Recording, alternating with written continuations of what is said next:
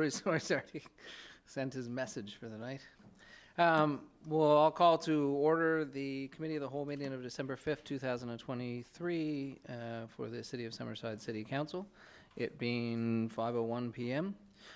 First, call for a motion to approve the agenda as presented. Councillor Adams, second. Councillor Gallant, all in favor? Any opposed? Hearing none, we will move forward with the agenda as presented. As you know, we begin every one of our meetings with a land acknowledgement, where we acknowledge that the land upon which we gather is unceded Mi'kmaq territory. Abbotsford is covered by the historic treaties of peace and friendship. We pay our respects to the indigenous Mi'kmaq people who have occupied this island for over 12,000 years, past, present, and future. At this moment, I'd just ask any member of council if they have a conflict of interest to declare with respect to any item on the agenda before us this evening. Also, I'm going to give a pause note. Councillor Cameron is joining us via Zoom. So Councillor Cameron has to wave to Brian, so to let him know if he needs to say anything. So we'll create some pauses and make sure Councillor Cameron has the opportunity to provide feedback. Moving right on to item 5, which is the 150th anniversary of Summerside, the great debate of 1875 versus 1877. Normally we have a councillor or a name behind this, and I guess maybe Laura, if you want to come up as well and give us the options and the rundown. I think this made its way to the agenda based on conversation maybe Lori and I had a long time ago about whether the entrance sign to the city of historic downtown should have a date, an earlier date. And then it also came about by thinking about whether it's 1875 or 1877. Either way, we're getting close to the 150th anniversary of the city of Summerside, and I really want to make sure that we didn't miss it. Because it's a pretty significant time for our community and gives us an opportunity to look back and celebrate on the culture and history that we have had in our city and town for 150 years from incorporation and where we go next. So Laura, I don't know if you want to hand it over to you to I can try and kind of recap the two dates and how they came about. So in a kind of succinct way, in 1875, the city was incorporated under a town and villages type of umbrella status. And then later on in 1877, the city was incorporated as a municipality. And over the years, Council has celebrated each. So prior to 1969, Council had used the 1875 date as, you know, the anniversary date, and then from 1969 forward until now, the 1877 date was used. So, as an example, in 2002, the 125th anniversary was celebrated. So that was kind of connected to the 1877 date. Also, if you look back at the records, in 1977, there was a year-long celebration held. And in 1974, in the mayor's annual report, there was planning underway for the centennial celebrations in 1977. So, you know, I guess what's in front of you all is to decide which way to go. I'm not sure what else to say. Yeah, I think, and Jean McKay, I guess, in 2020 did a great synopsis here of that 1875 and 77, and I personally think both are correct. Yeah, so. and I've spoke to our programmer today, and you know, just to get a sense of what she would do, and she picked one date, and I talked to Jean, which is our historian, and she picked the other date. So, you know, they're both valid dates for celebration, because the first date is quite an achievement, as well as the second date. So, it's not like one is wrong. It's just what do we as a city want to kind of grab and celebrate. Yeah, and so these are decisions that is going to have to land, I think, with council ultimately. We Yes. just need to pick a date, right? Yes. Whether it's Yeah. or 1876. Yeah, so I guess we'll just open the floor to any councillor with any questions. Councillor Adams? So the only reason that the 77 part comes up is just because it was in an annual report one time? No, in 1877, the city received its incorporation as a municipality, Okay, whereas in the 1875 date, the city was incorporated under a kind of a more general act that was suited for towns and villages. So it gave them, it gave us a certain amount of control, but not 100% control that you get when you become a municipality.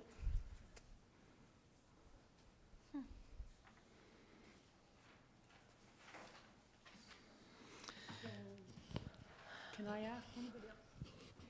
I'm just wondering, Lori, is the city of Summerside, I mean, when we read through that incorporation date for the town, just in your understanding, would the city of Summerside be bound in any way if they made a change or if they looked at changing it? No, I mean, the dates are facts, right? Like, factually, something happened on 1875 and again in 1877. So they're just two separate actions. They're both true. They're both worthy of celebration, you know? I guess it just depends what our contemporary city wants to celebrate. Are we celebrating our formation as a municipality? And then we would choose 1877. Or are we looking at a more earlier celebration connected to, you know, gaining self-control and those kinds of things? So there's nothing, you know, you could celebrate both. You could celebrate one this year and one different next year. You know, perhaps funding agencies connected to the 150th, you know, are available now and, you know, and it goes on each year. We've tried at different times to gain funding for two projects that are very similar and haven't received both because of their similarity. So from the perspective of, say, Canadian Heritage, we may not be successful in trying to do both. One last question. In the, just kind of in the preliminary meeting with Mayor and I think CAO Gordon, the comment came up about attracting funding that in, say, for example, with 1995, I mean, that's great, but with the historical piece of it, that Summerside would have a better opportunity for attracting heritage dollars or whatnot. Could you just speak a little bit to that? Sure. The particular fund that we would be applying to is a Canadian Heritage Anniversaries Fund, and it's available to 100th anniversaries and anything after that in increments of 25 years.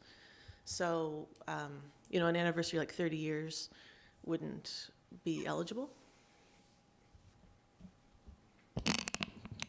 In that funding, how does it speak of anniversaries? So in 75, is that the first time our city, municipality was, or town at that point, was known as Summerside?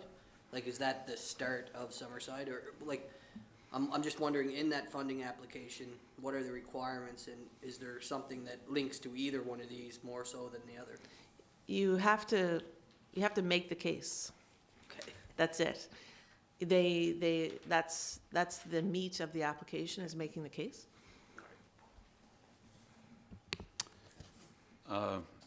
Lori, I know back in 77, we did the 100th, right? Mm-hmm. And so if we decided that we're going to do in 75 now,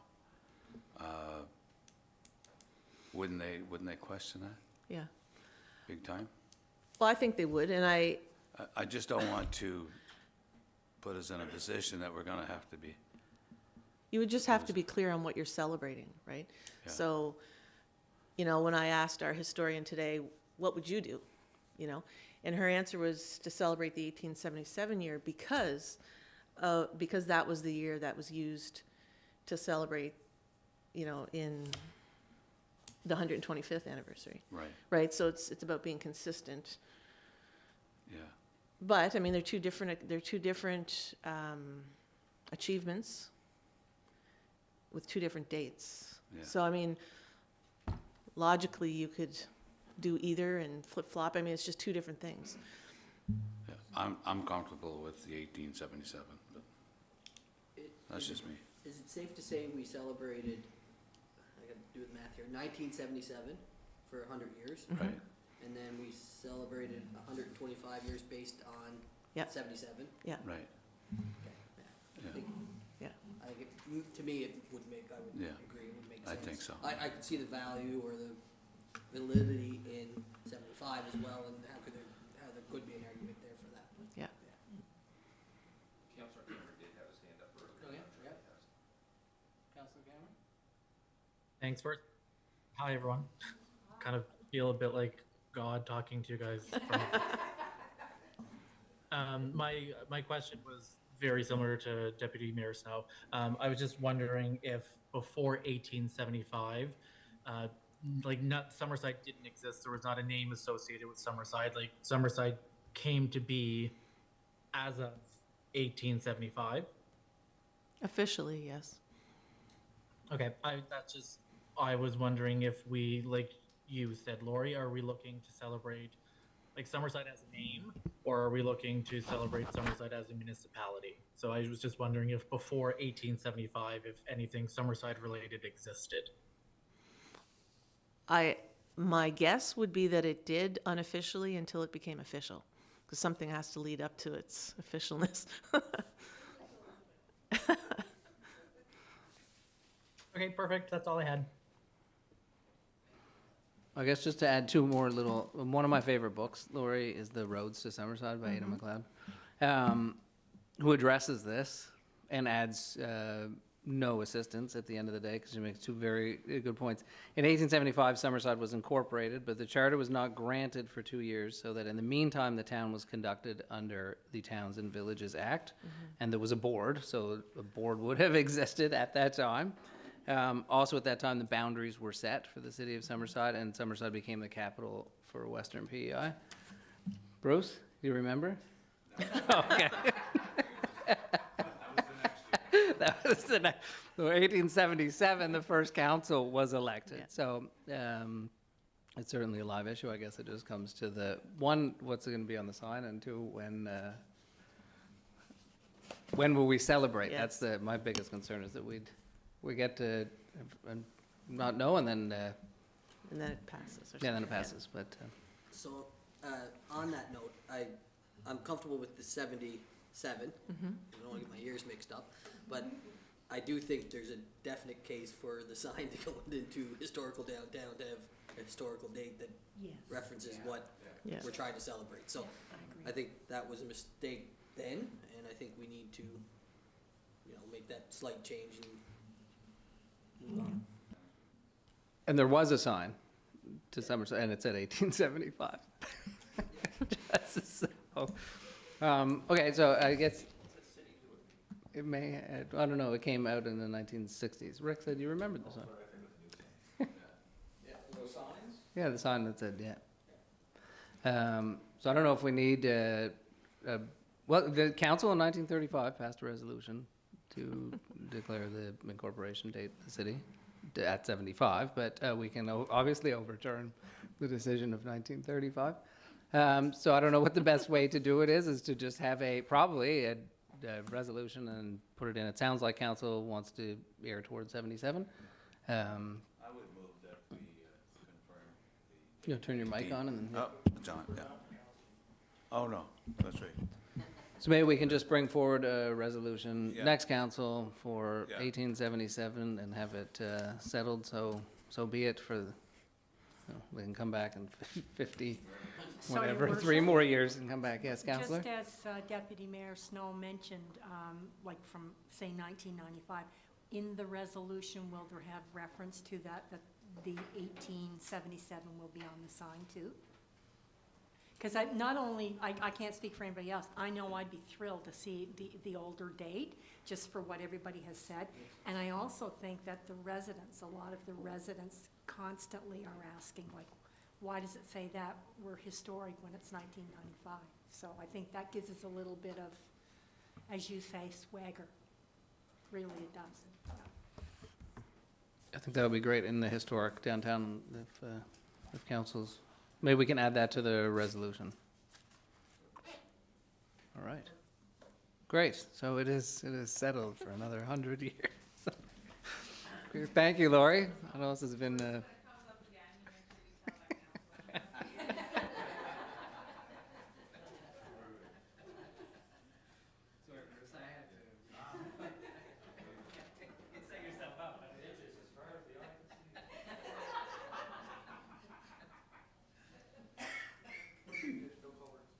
All right, we are, move on to the next item, item 6, which is CAO review policy. I think that's CAO review policy process. Councillor McColeman?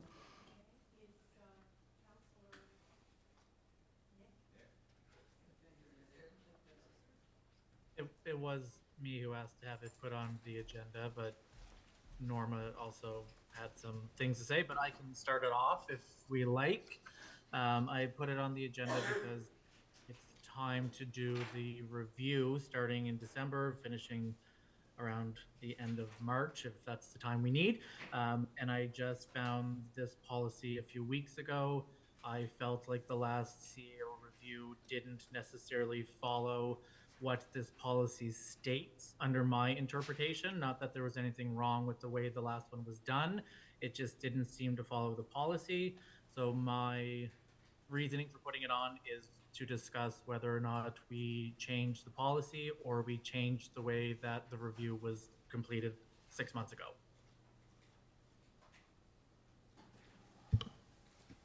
I just asked to follow up there, Councillor Cameron. Is there something specific in the policy?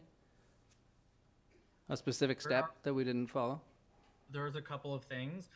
Not that I am super privy to everything, because the leading up to the last CEO review was completed as I came on. So I don't know the steps that were taken leading up to it. I was just present for the final draft of the letter plus the implementation of the review. I am wondering if there is, during the last review, if a standing committee on CEO matters consisting of the mayor and 2 councillors shall be formed annually through the appointment process to assist in this entire process described below, and shall assist in process as ad hoc basis. I'm wondering if that was completed during the last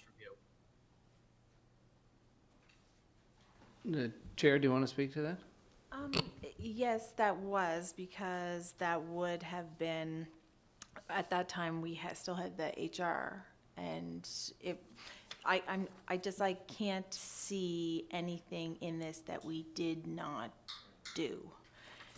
I went over it, and I was thinking from like the first one I did to the second one I did, and they seem to be, it seems like we went every step, unless somebody can point out something that we didn't do.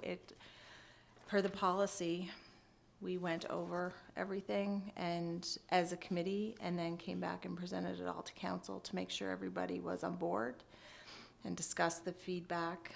And then we presented it, and yeah, I'm not seeing anything here that wasn't done per policy, unless somebody else wanted to mention anything that they thought should change or should be different. But if not, if there's no issue with how it was done last time, I guess we just stick with policy like we have been doing. I have a few more things to add. That was just my first one. I'm wondering if someone could tell me who the 2 councillors who were on the standing committee on CAO matters were, because it's great that we have a representative for HR. However, this is the policy made by the city, so this dictates what we do. Just because you're the representative doesn't mean that's the way that it should go. We have to follow this policy. That's why I'm wondering is, do we change the policy or do we change the review on how we did it? So could you tell me who the two people who were councillors present on the standing committee for CAO were? So the standing committee on CAO matters would be the HR committee, and that would have been myself and Councillor Bruce at the time. Correct? Yes, the HR, so council I'm just trying decided to that think, 'cause the, it that the, I'm changed. trying to remember Yeah, if we Councillor changed the Cameron, name. I think, was appointed to that committee. We'd have to go back and check the Yes. appointments.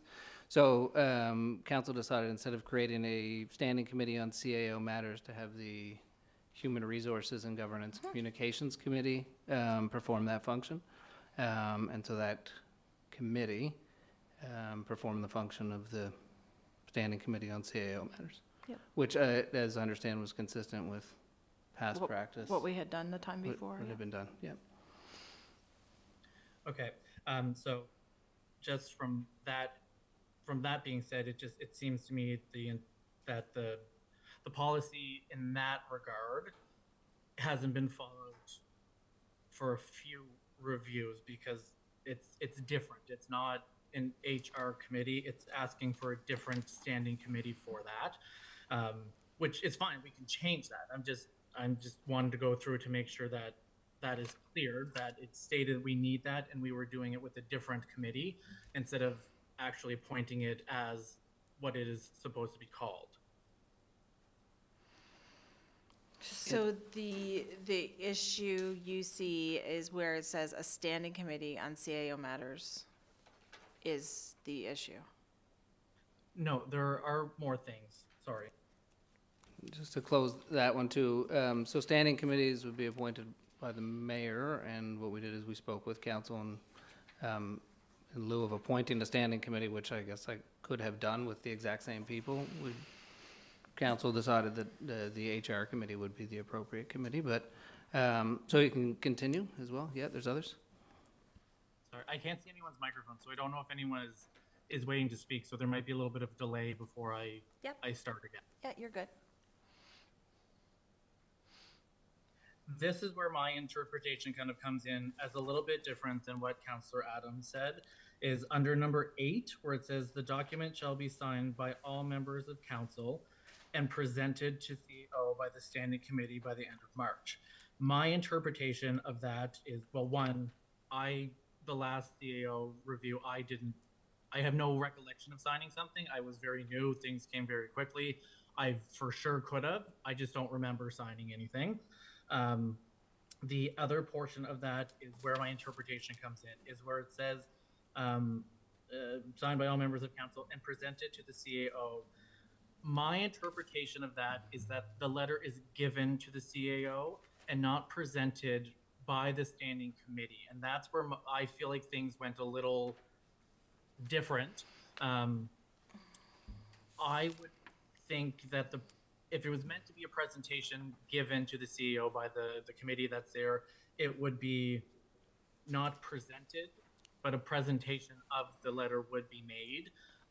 Again, it seems a little like splitting hairs, but that's where when I read it, I kind of thought, oh, that sounds a little different than what we did. And that's where I think we should start maybe reviewing that. Like I said, it seems like splitting hairs, but that's what caught my eye. Yep, no, that's good. So, number 8, a document shall be signed by all members. I know what happened was the revisions were sent to everybody by email. It was requested that an email come back. An email is an official record, like an email poll, it's official. So that was how that was done. I guess not every member of council did sign it, but every member of council did email back their official word, which is a record if we're FOIP'd or anything else. The other one would be presenting it to the CAO. The committee did not present it to the CAO. They gave him the letter. He was given the letter. The CAO, and it was not discussed until after the CAO had some time to review it. And then it was to come back to council if there was anything further the CAO wished to discuss. But it wasn't given, when it was given to the CAO, it wasn't like, let's sit down and talk about this. This is the first time you're seeing it. It was given to the CAO, just like here, you can, take this, think on it, like you have your time with it, and then we'll come back on it. But it wasn't just two people with the CAO for the first time, him seeing it. No. So. I will disagree with that because I was president. Yourself and myself and Mayor Kutcher were there, and it was given to our CAO, and he said he had not gotten a chance to look at it. And you and I and the mayor sat down, discussed the document. The mayor stepped out; he had a place to be. I stayed for a little bit. I had a place to be, and then you stayed and finished discussing it with him. So it was presented. And it was talked about in a private setting, and it wasn't out for all of council to see until No. after when Yeah. we all sat down and discussed it. But it was discussed with him before, behind a closed door, without all of council present. Just so Yes, and it that- was the same as former CAO Rob. That's how it was done whenever the former mayor and the former CAO were here. That's how it was handled as well. And then it was to come back to council so that the CAO could have a full discussion with the council if they so wished. So it was presented to the CAO by the committee, and then subsequently in camera session with the CAO to discuss Right. that feedback. Yeah, I've done two of them. Yep. The first one, there wasn't, like, the sit down. The mayor did not want to be part of the sit down. He thought that was for the HR committee to take on. That was your role and responsibility. The last one we did, the mayor did participate in it, and the CAO and the HR committee, and then from there, the CAO could have the discussion with full council if they so wished.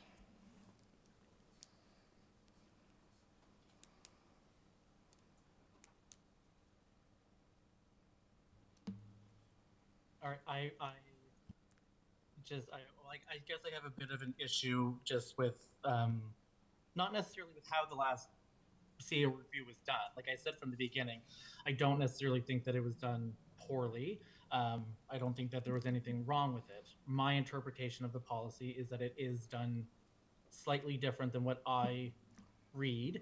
But I do want to clarify that I was there for the discussion, and the CAO was not given adequate time. We sat there as he read that document, and then we discussed I can't say because I didn't discuss the document. I didn't know really fully what was going on as I was new. But it was presented to him at the time of the meeting, and we did discuss it. We discussed it, and then he also could come back to full council and discuss it with full council, correct? Yes. Yeah, okay. But if we Okay. go by what you previously just said, that he was given sufficient time to review it before discussion was had, and there was not sufficient time. We went through it. He would read, he would stop, he'd ask a question. So he even said, when I have more time to review this, I'm sure I will have more questions. So I just don't think that the way that it was done last time, one, follows the policy, and two, by what you are saying, is completely accurate with how it was presented to the CAO.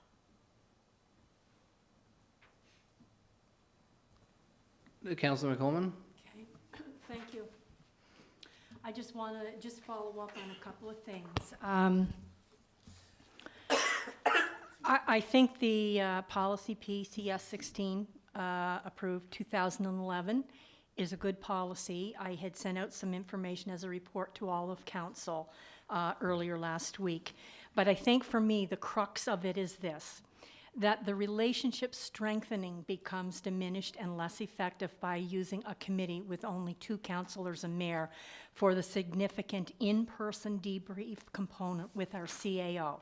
We take part in the questions, we take part in the discussion as a full council, and then the last part of the debrief with the CAO is done with 3 people, the mayor and 2 members of council. So for me, there's a little bit of a divide on that. Building a good working relationship with all council members is extremely important.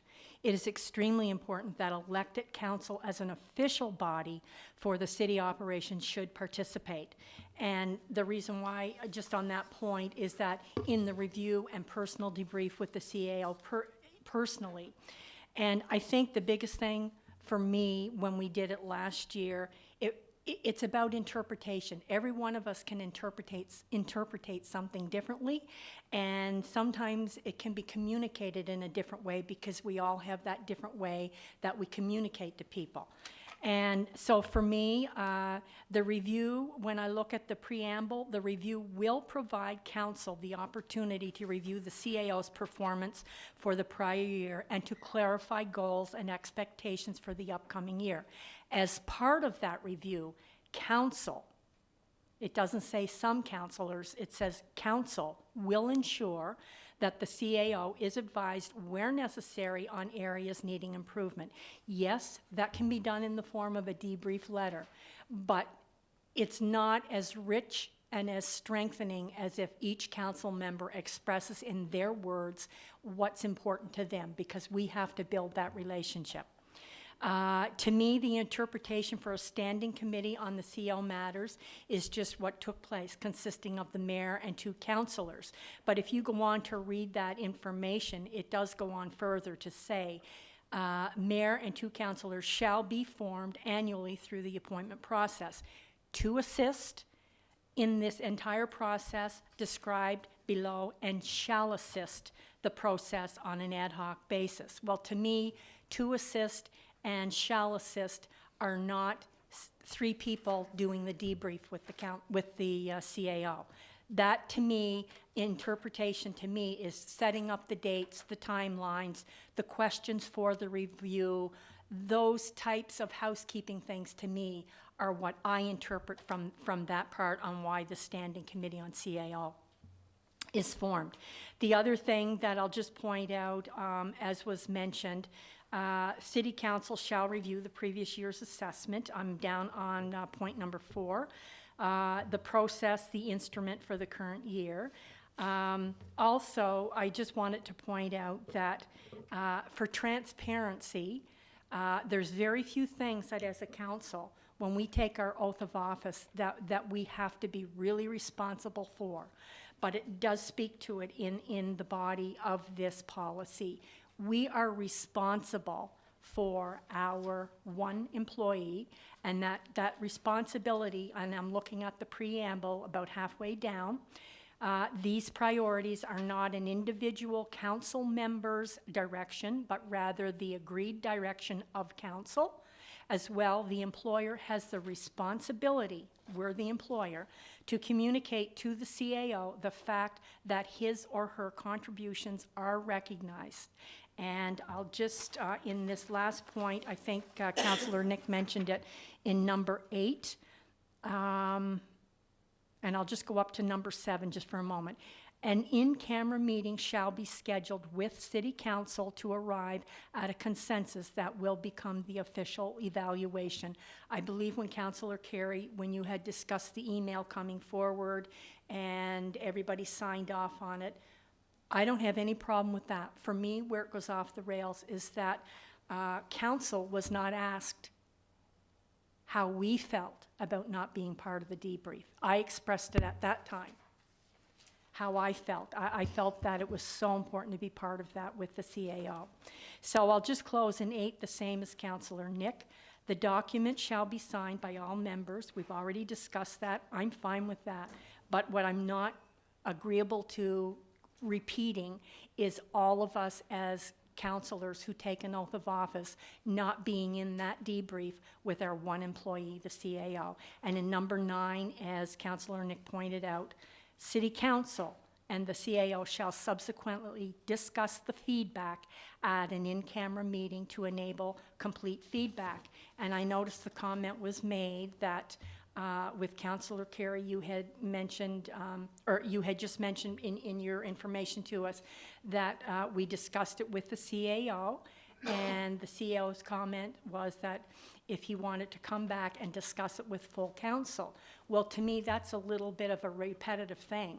When we're all together as a council, that discussion takes place in the debrief. There doesn't have to be a coming back because we're all there with the CAO to be able to discuss, and the interpretation to the CAO is how we translate it, because I really think that sometimes things can get lost in translation and interpretation, and I personally believe that the oath of office of 8 councillors present to discuss that debrief is very, very crucial in doing the debrief with the council. And my recommendation, to council in the information that I sent was that adherence to following the process detailed in policy PCS 16 to properly develop and maintain an effective official council function as our swearing-in oath states, and as it says in the policy, maintain building strong roles and responsibilities with a good working relationship between full council and the CAO as required for successful operations of the city of Summerside. So I'll just put that out to council, mayor and council. Thank you. Thank you, Councillor. Any other councillors? Councillor Snow? Yeah, so I don't have an issue with the way it was done. I feel that we all provided input on the document at the time. I feel that it was the direction of council at that time for the then standing committee, which was really our HR bylaw governance committee, to present, which I feel, so it's all a matter of how you're reading this. So when I read 8 and it says the document shall be signed by all members of council, so that is the email, and then it goes on to say, and presented to the CAO by the standing committee by the end of March. So if the standing committee is the ones that went into the office and presented it to them, I feel that that sort of, now if you read it all in one sentence really quick, maybe she jives together, but I feel that we did follow it. That said, I have no issue if council decides to switch the way we do the CAO review. I feel the relationships with the CAO are built on other things other than just the review, working with him day in, day out, or her, whoever the CAO might be at that time. But when I read this, I feel like you can make the argument either way, and I see where arguments are going, but I do feel the way I read it that we did follow the proper policy as the way it's written. So I'll just leave it at that. It's pretty straightforward.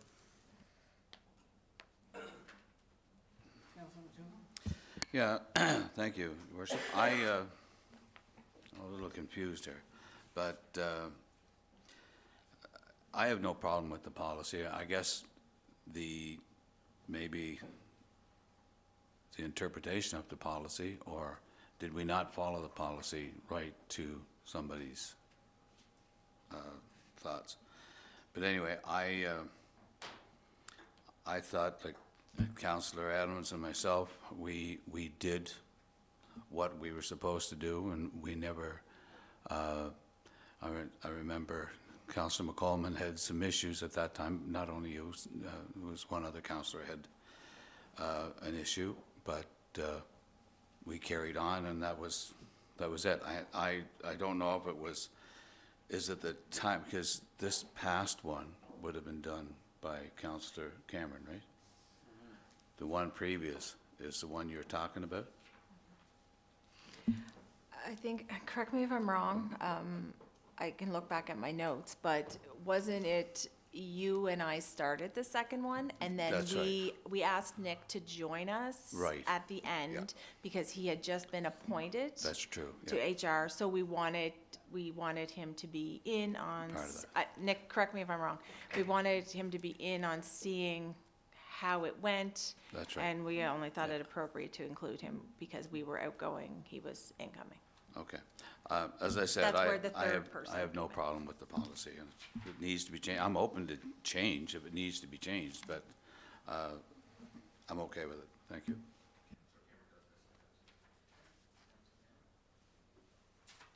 Thanks. I just want to really make it clear that I don't have an issue with how the last one was done. I just happened to find this policy in the last few weeks, read over it, and my interpretation of it was different than how it was presented.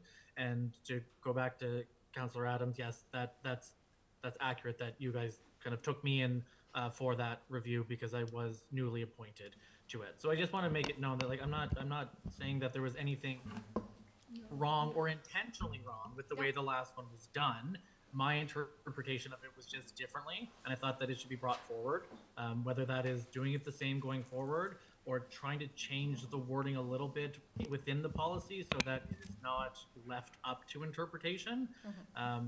Those are kind of my suggestions at this time, but I don't want anyone to think that I'm pointing a finger saying that it was done wrong last time. Yep. That's not what I'm saying.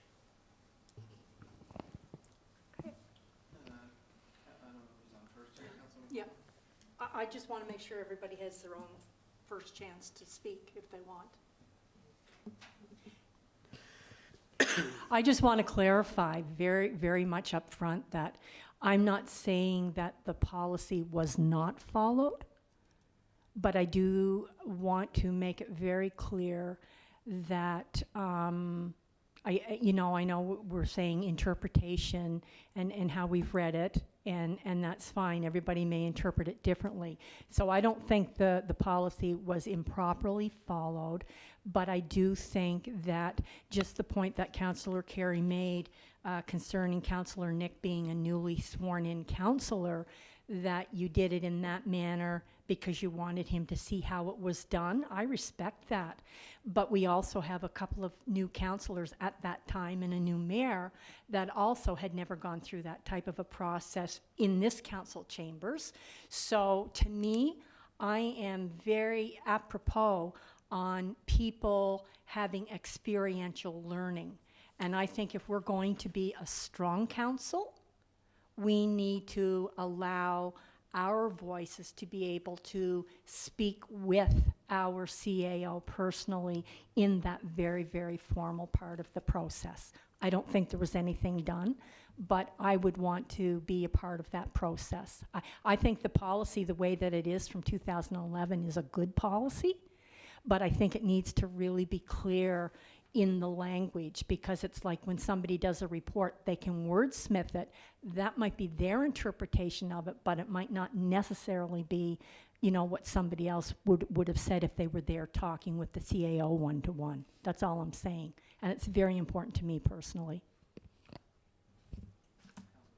I'm just wondering if there's any value in, because some are saying one way or the other. I wonder if there's any value in getting just a quick legal opinion. We do the policy reviews all the time to see if there was anything done wrong, for starters. Maybe, I don't think anything was done wrong on purpose, I guarantee you that. And again, I read it and I think we did what we had the authority to do, and council made a decision to proceed that way. Maybe not all council agreed, but we don't always agree on everything. There's lots of different opinions in here, but if we get some sort of legal opinion on whether or not the policy, the way it reads, is how we actually conducted, or we did something wrong, and then if we we'll rectify it, and if not, we will either decide to change the policy or continue as is. I just think there could be arguments made all around this for quite a while. I just want to speak. I wasn't here in 2011. Yes, I was brought on new as this was going on. I have no problem with the way the policy was done, because we all had a chance to speak. We all had our views on how we wanted the CAO, different interpretations. Some was yes, some was no. But as far as the review, I have no problem with it. I think it went fine. And moving forward, if it isn't broke, don't fix it.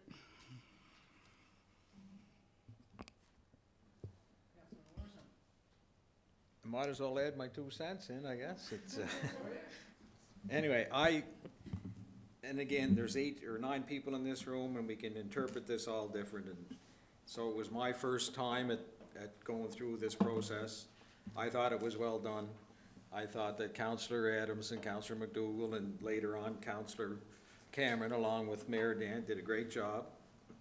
A lot of work was involved, and just enormous point too, being new at it, but I never felt slighted in any way. I always felt that I had the opportunity to ask a few questions, to add my comments in, and so I really feel, from what I see in the policy and what was done, I think it was pretty close to the process, and I appreciate the work everybody did, and I think it was a good job, and I can live with doing that over this year the same way, but if there needs to be a change or two, or if it's from the direction of council or the majority of council wants to change 1 or 2 things, then so be it. But I had no issues whatsoever with what took place. I thought it was a job well done. Yeah, I don't want to stay silent either, but I felt that it was, the process was, at least from my perspective or point of view, I was fine with it. I thought that my input was asked for and it was received. There were no red flags, at least for me, during the whole process. But that being said, I'm more than happy to participate in a review or an overhaul or you know, whatever the desire of council is, one way or another. I'm fine. If I was asked at this very moment to vote, I'd say it was fine, and I'd say let's carry on. But there's nothing that I disagree with what the other side is saying. So it's just one of those things where I'm good either way, which is kind of a weird thing to say in this room, but whatever the desire of council is, I'm more than okay with it. So yeah, just for me personally, I had no issues with the process at the time or now. It sounds like council's coming back to the term presented and what presented means, where it does say and presented to the CAO. I think as most HR processes, the reason that you have a committee present the document review to any employee is primarily so that the employee can say, look, I don't understand what that means. So then the committee can then re-engage with the board or with council to say, look, didn't understand, what do we mean by that, and change the language. So that when the subsequent discussion, which is point 9, for the feedback at the in-camera is robust and valuable, and it isn't a point where the employee then is asking, I don't understand what you mean by this word.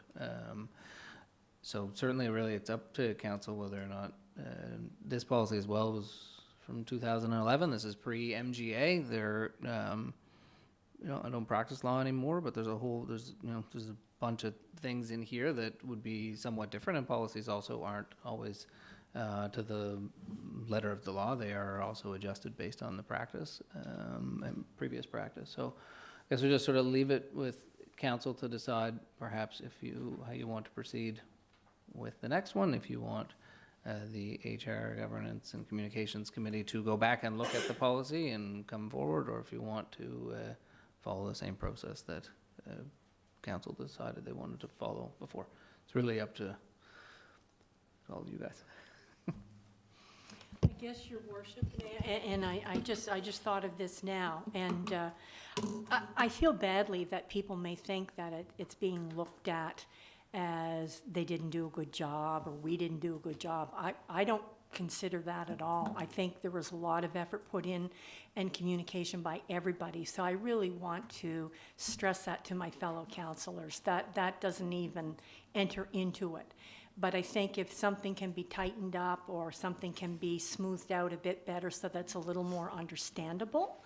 And I guess my whole point on it is, you know, you look in other municipalities where there might have been a situation with the CAO, you know, there'd be legal court cases or whatnot. Well, that's not just going to be, and if I may, I'm just using this as an illustration, that if anything like that were to ever happen, but I mean, we've seen and recognized it in other municipalities. Well, I think we need to be very mindful of the fact that if anything would ever happen, it's not going to be the ad hoc committee or the committee that was struck that's going to be held accountable. It is going to be the body of 8 councillors and the mayor. So when we sign off, when we vote on anything, we are doing that as a body. And our one employee is a CAO, and it's not going to be a committee if that ever needs to be addressed. That's going to be the body of full council. I take that very seriously. And I'll just end with that. Okay, yep, no worries. Well, did you want to go first? I Brian? just think we recommend that it goes back to the committee, get them to review it if they want to get some legal advice on the wording, whether or not we have done what we should have. And then once we have that information, we can decide our next step forward and as a council, if we're fine with the way it was done or not.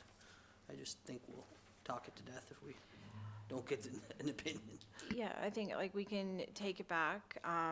The Bylaw Governance and Communications Committee is myself and also Nick, and we can discuss it with the Director of HR. She would then, legal, sorry, in HR. So she would then be able to hear both sides of it, of what happened. And from there, we could filter it on further if necessary. But, and yeah, in regards to, like, I'm feeling bad about not doing a good job. I think we did a great job, so I don't have any issues about that. I think it was, like as you said, Councillor McColeman, everybody interprets things differently sometimes, and it was done the way I interpreted it should be done, and there was no red flags really given to me that it was not supposed to be done that way, so we just proceeded. So, but we can definitely take it, Nick and I can take it to the committee, and since we're... I'd prefer that process if we can do it that way, yeah. Perfect. Yeah, and perhaps then, the one thing that, just to fill that in, Councillor Adams, I don't think any councillor is saying that what we did was wrong. Council made a decision on the process that the council followed, and council voted to proceed with that process. I think it sounds like council wants to come back and look at whether or not this policy needs updating, which I would expect it does to a degree, and how we look about going forward. But it is also positive to know that the process worked well, despite the questions about some wording, but it worked well, and everyone felt part of it. So perhaps, yeah, that makes sense to send the policy to HR, Governance, and Communications, and they have until March, and they can probably look at that as a date as well to for the review. Councillor McDougall? No, I'm good. Nick, do you have anything? No, all that sounds great, and I just want to thank everyone for the open discussion. I think that it's great, and now Karen and I and the Bylaw Governance and Communications Committee will sit down and discuss Director of HR. Perfect. Okay. Great, thank you, Council. We have a special council meeting, and I think we have people here for that special council meeting. It starts at 6, and we're at 5:55. So what I'm going to propose we do is continue on here, but at 6 o'clock, I'll put this committee of the whole meeting into recess, and we'll start the special council meeting, conclude most of the special council meeting except for the in-camera portion come back to the committee of the whole and then come back to our in-camera at the end of the night so that we don't keep people waiting as we talk about other things. And if they want to wait, then they can wait after, but so you're not, you don't have to sit through all of that if you don't want to. So does that work for everybody? Okay, I think we probably can get through the next one. This is Seniors Initiative event for Councillor Gallant.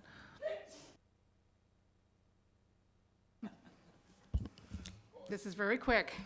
The last Senior Initiative program will be on December the 16th at Trinity from 2 to 5 in the afternoon with Louise and Johnny Arsenault, and a visit from Santa and Mrs. Claus. Admission is a non-perishable to the food box program. Awesome. Thank you, Councillor Gallant. Councillor Morrison, do you have the next one item up here, Granville North traffic lights?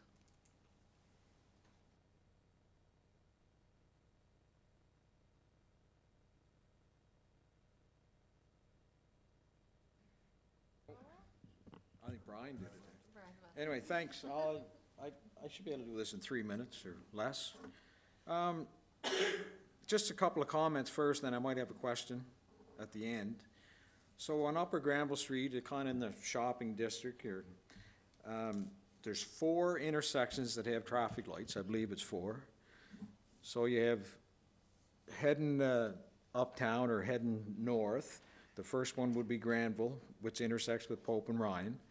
And then Granville with what I call the Summerside Mall and the County Fair Mall. I don't know what there's no street names there, they just turn it into the malls.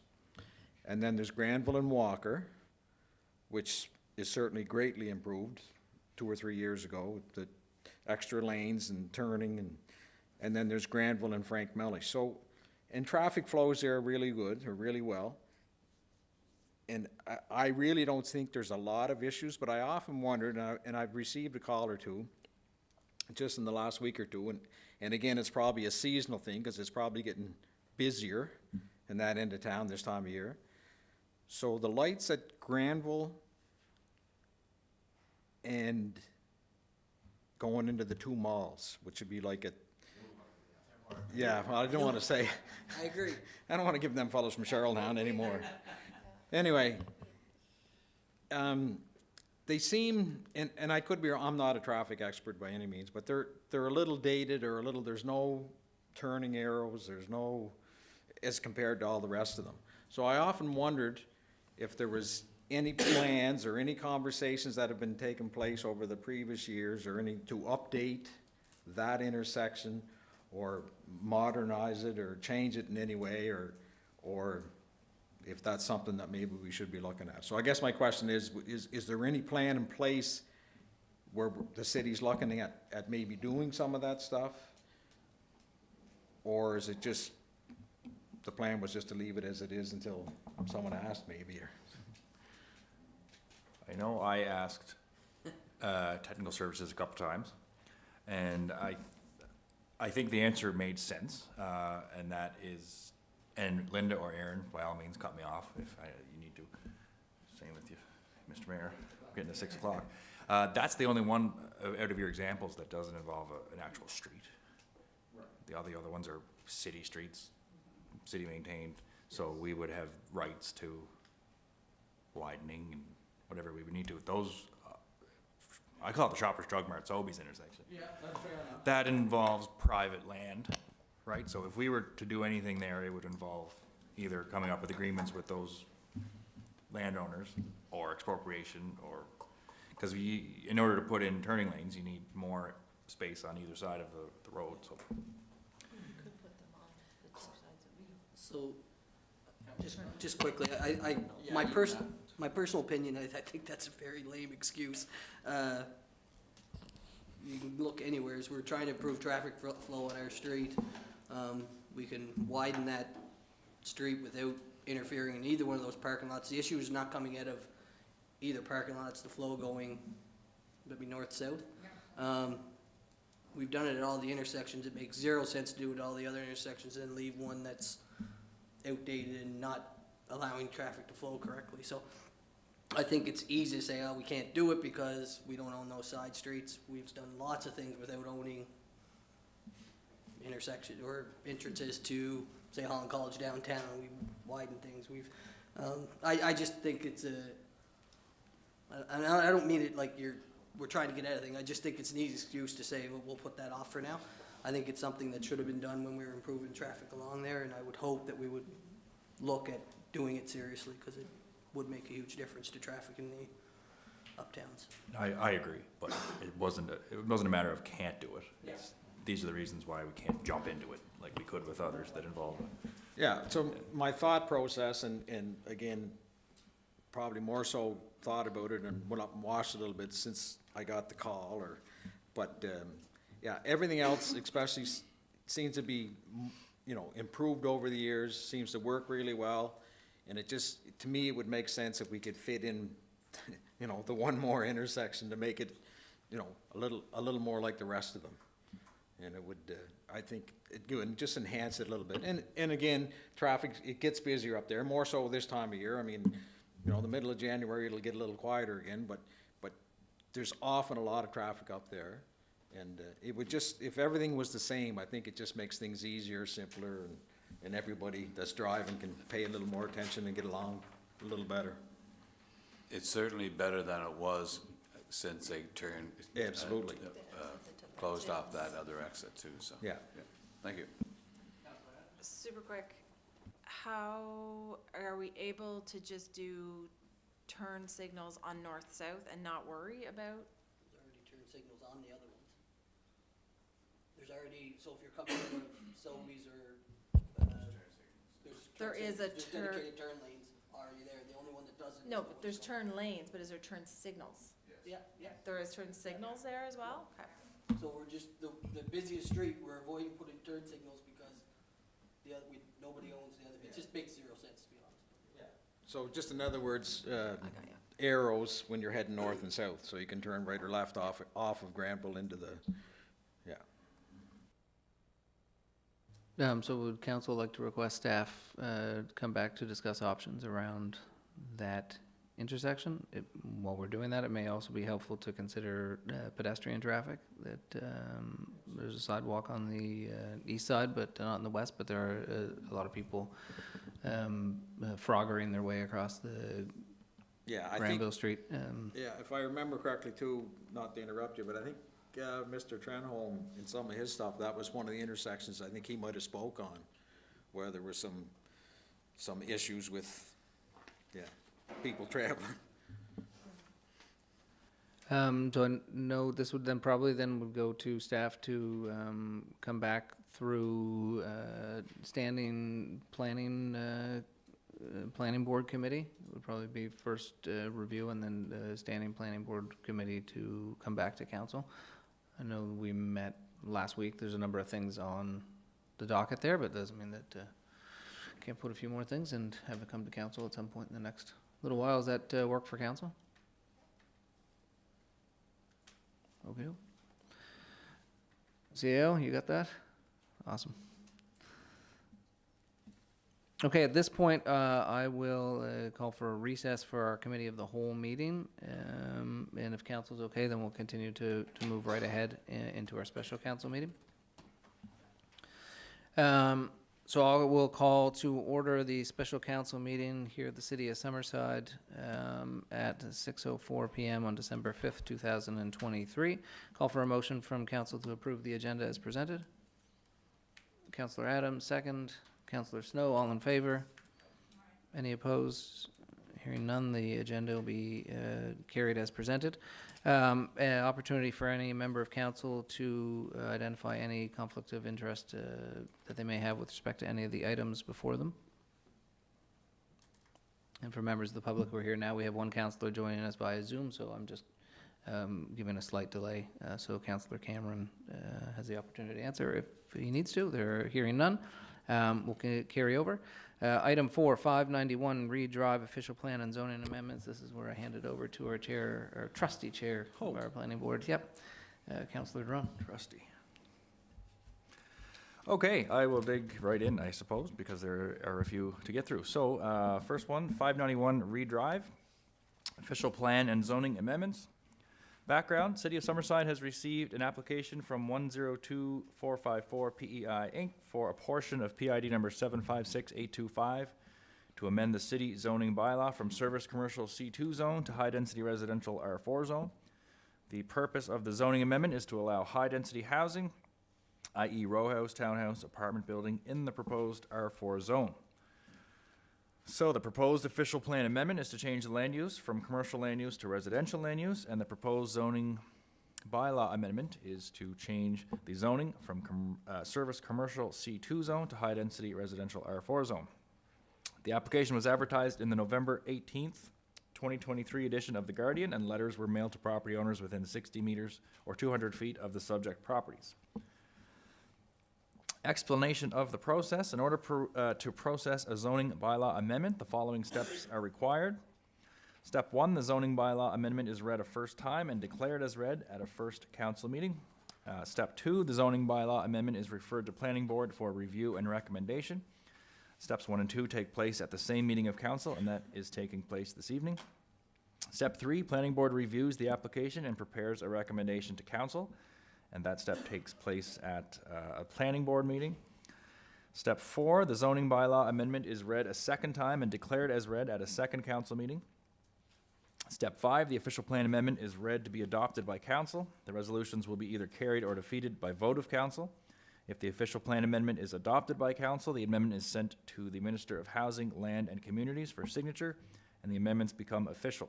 If the official plan amendment is defeated, the zoning bylaw amendment will be defeated as well, as the zoning amendment cannot contradict the official plan amendment. And step 6, the zoning bylaw amendment is read to be adopted by council. The resolution will be either carried or defeated by vote of council. If the zoning bylaw amendment is adopted by council, it is sent to the Minister of Housing, Land and Communities for signature, and the amendment becomes official. And steps 4 to 6 take place at council's second meeting. Please note that in accordance with section 5.20 of the city zoning bylaw, any person who is dissatisfied by a decision of council in respect of the administration of this bylaw may appeal council's decision within 21 days to the Island Regulatory and Appeals Commission. So the current zone, which is service commercial C2, the purpose of this zone is to provide for large and medium-sized commercial uses which need road frontage for ready vehicular access and advertising exposure. Permitted uses in the current zone, there are several. Animal care facility, hospital and kennel, automobile establishment, body shop, repair shop, sales establishment, service station and washing establishment, bakery, bank or financial institution, building supply outlet, bus terminal, business or professional and medical office, commercial school, convenience and grocery store, funeral home, office style, industry, liquor store, hotel motel, accessory building, parking lot, personal service shop, private club, dining room, takeout and drive-through, small and large retail store, service center, shopping center, automobile storage facility, outdoor storage area, self-storage and warehouse, brew pub, ferment on premises and microbrewery, taxi station, small, medium, and large childcare facility, dry cleaner outlet, farmers, fishers market, plant nursery, printing/publishing establishment, cannabis retail store, fitness center, or video arcade. Residential uses that are allowed in the current zone would be row house, townhouse, residential dwellings lawfully existing prior to 1999, social services agency, commercial/residential building, or ancillary residence. And institutional uses allowed in the current zone: community center, emergency services facility, college or university, entertainment facility, place of worship, public library, museum and gallery, or government office. Discretionary uses in the current zone, subject to council approval. Commercial discretionary uses include tavern, bar, lounge, crematorium, accessory to a funeral home, flea market, pool hall, or tourist home and inn. Institutional discretionary uses in the current zone would include a utility facility. Conditional uses subject to a development officer approval in the existing C2 zone. residential home-based business, B&B and vacation rental property, or secondary suite. The proposed zoning, high-density residential R4, the purpose of this zone is to provide for high-density housing in the form of apartments, as well as housing in the form of single-family, semi-detached, duplex dwellings, row house, townhouse, and other compatible uses. Permitted uses in the R4, subject to bylaw requirements, are single-family dwellings, semi-detached dwellings, assisted living, duplex dwelling, row house, townhouse, apartment building, group home, community care and nursing home, boarding house, child care facility medium, social services agency, accessory building, or rooming house. Discretionary uses in the R4, subject to council approval, tourist home and inn, and that also requires conditional use approval. And the conditional uses, subject to development officer approval in the R4, are home-based business, B&B and vacation rental property, and secondary suites. So a lot of things that are allowed and a lot of things that may be allowed. So, comments and questions. We'll now invite the applicant to make comments if he has any, or if there's anything you'd like to say, and then we'll invite anyone if the public has questions or comments. So, first things first, the applicant, Nathan Kember. If there's anything you want to present to us, by all means. Good evening. You guys must miss me. Oh, just kidding. So this is kind of a unique property. Unfortunately, I'm the first one in the way to develop the land that's up behind it, so I guess I get to go first. But it's actually a unique area of the city. I was kind of thinking over the months about it, and the more you think about the property, it actually, you kind of come to realize that it's really one of the main keys to developing the land for that side of the city. If you see the city outline on Google or wherever, you'll see that there's quite a bit of land up there. And the other nice part about this side of the city, when you look at a city and the way it's sprawling, you know, you have the west side, you have it going out into Musquesh, you have the city developing that way. Do a lot of people travel up west for work? I'm not sure, but I know we have a lot of people that travel to Charlottetown for work, and this would be the closest side to Charlottetown, which is unique because we all talk about the Water Street and the traffic issues or whatnot, and the way you guys are addressing that, which is all coming forth, which is great. But this here is a very quick way, you know, left or right. You're on to Route 2, and if you go right and you're heading out to Kensington, or if you're heading for the Blue Shank, which most of us go, you're pretty quick, a little, you know, it takes 10 or 15 minutes to cross town. So this side of the town, if we do sprawl this wing, and if you do zoom out on this, you'll see kind of where this, and we're all familiar here, but the sprawl is pretty interesting. It's good ground, it's high ground. If you look at the way the land's shaped, it's all, there's a lot of land coming. It's all sloping down to this area, which is nice for servicing. So I guess I'll just say kind of what we were at a point of turning over to R4. I do have a lot of C2 in the city, a lot of commercial units. The commercial demand, as retailers and retailers, commercial is more bound to go online now, and people working from home, there seems to be like a less demand for C2 kind of. I'm feeling that with my 30 or 40 units I have in commercial. So, and we all know there's a high demand for the residential side. So, and if you look at the sprawl of this land, it's a main connector to all the land up and behind. I think the official name of that subdivision up behind, is it Meadow Heights? Is that the official? Meadow Heights, okay.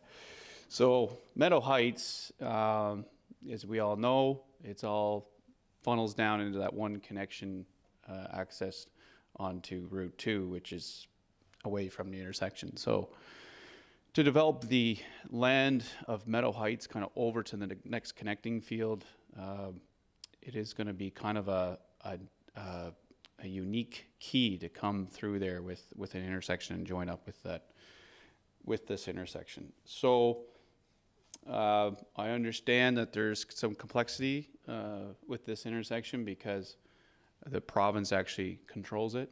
The city, I understand, owns it, or I'm not sure exactly how that works, but anyway, the province has control over the access. We've had meetings with the province, and so has the city, and it looks like they will approve a fourth flag. So, and maybe discussions over later roundabouts. So, anyway, things are moving forward. For my take on this, and why you want to go from C2 to R4, the demand obviously here for me is the housing. And I think it's a good barrier if you're going to divide like the R1, which is up and behind, which is Meadow Heights, and the field neighboring, and the owners of the field next door here tonight, and I'm sure they'll speak to their land. But as you kind of go up and you want to divide commercial and busyness and traffic, high traffic volumes, away from somebody that wants to live in an R1, I couldn't imagine living in R1 or something, obviously right beside the intersection. You know, it wouldn't be a great place to live, but the R4 kind of seems to be a more popular barrier between commercial and R1. So I would put that forward tonight, that the R4 kind of works good. It's, you know, high density housing. So that's my plan there, is to switch that over to R4 and then build building housing units. There's a little building there on the site plan there right now on the screen. Now, our plans finalized for this property. We know what we want to build. We obviously need the zoning to come through to, you know, our goal is the financing, everything is in place to build residential buildings here. So that's our goal. Now, depending on if the R4 goes through, will be the means of which it moves forward or not. So that's our goal, is to switch it over to R4, build, you know, townhouses and multi-res, and develop it forward from that. So I'm sure there's more could be said, but I guess I'll open it for questions and if our neighbors want to speak tonight as well. Perfect. And I'll, if you don't mind, if there is any questions directed Yeah. to you, if you just grab it back onto the mic again. I actually have one for you, so if you want to stay there. You kind of just brought it up at the end there, that if this isn't approved, then, you know, this is the kind of thing that you're hanging on.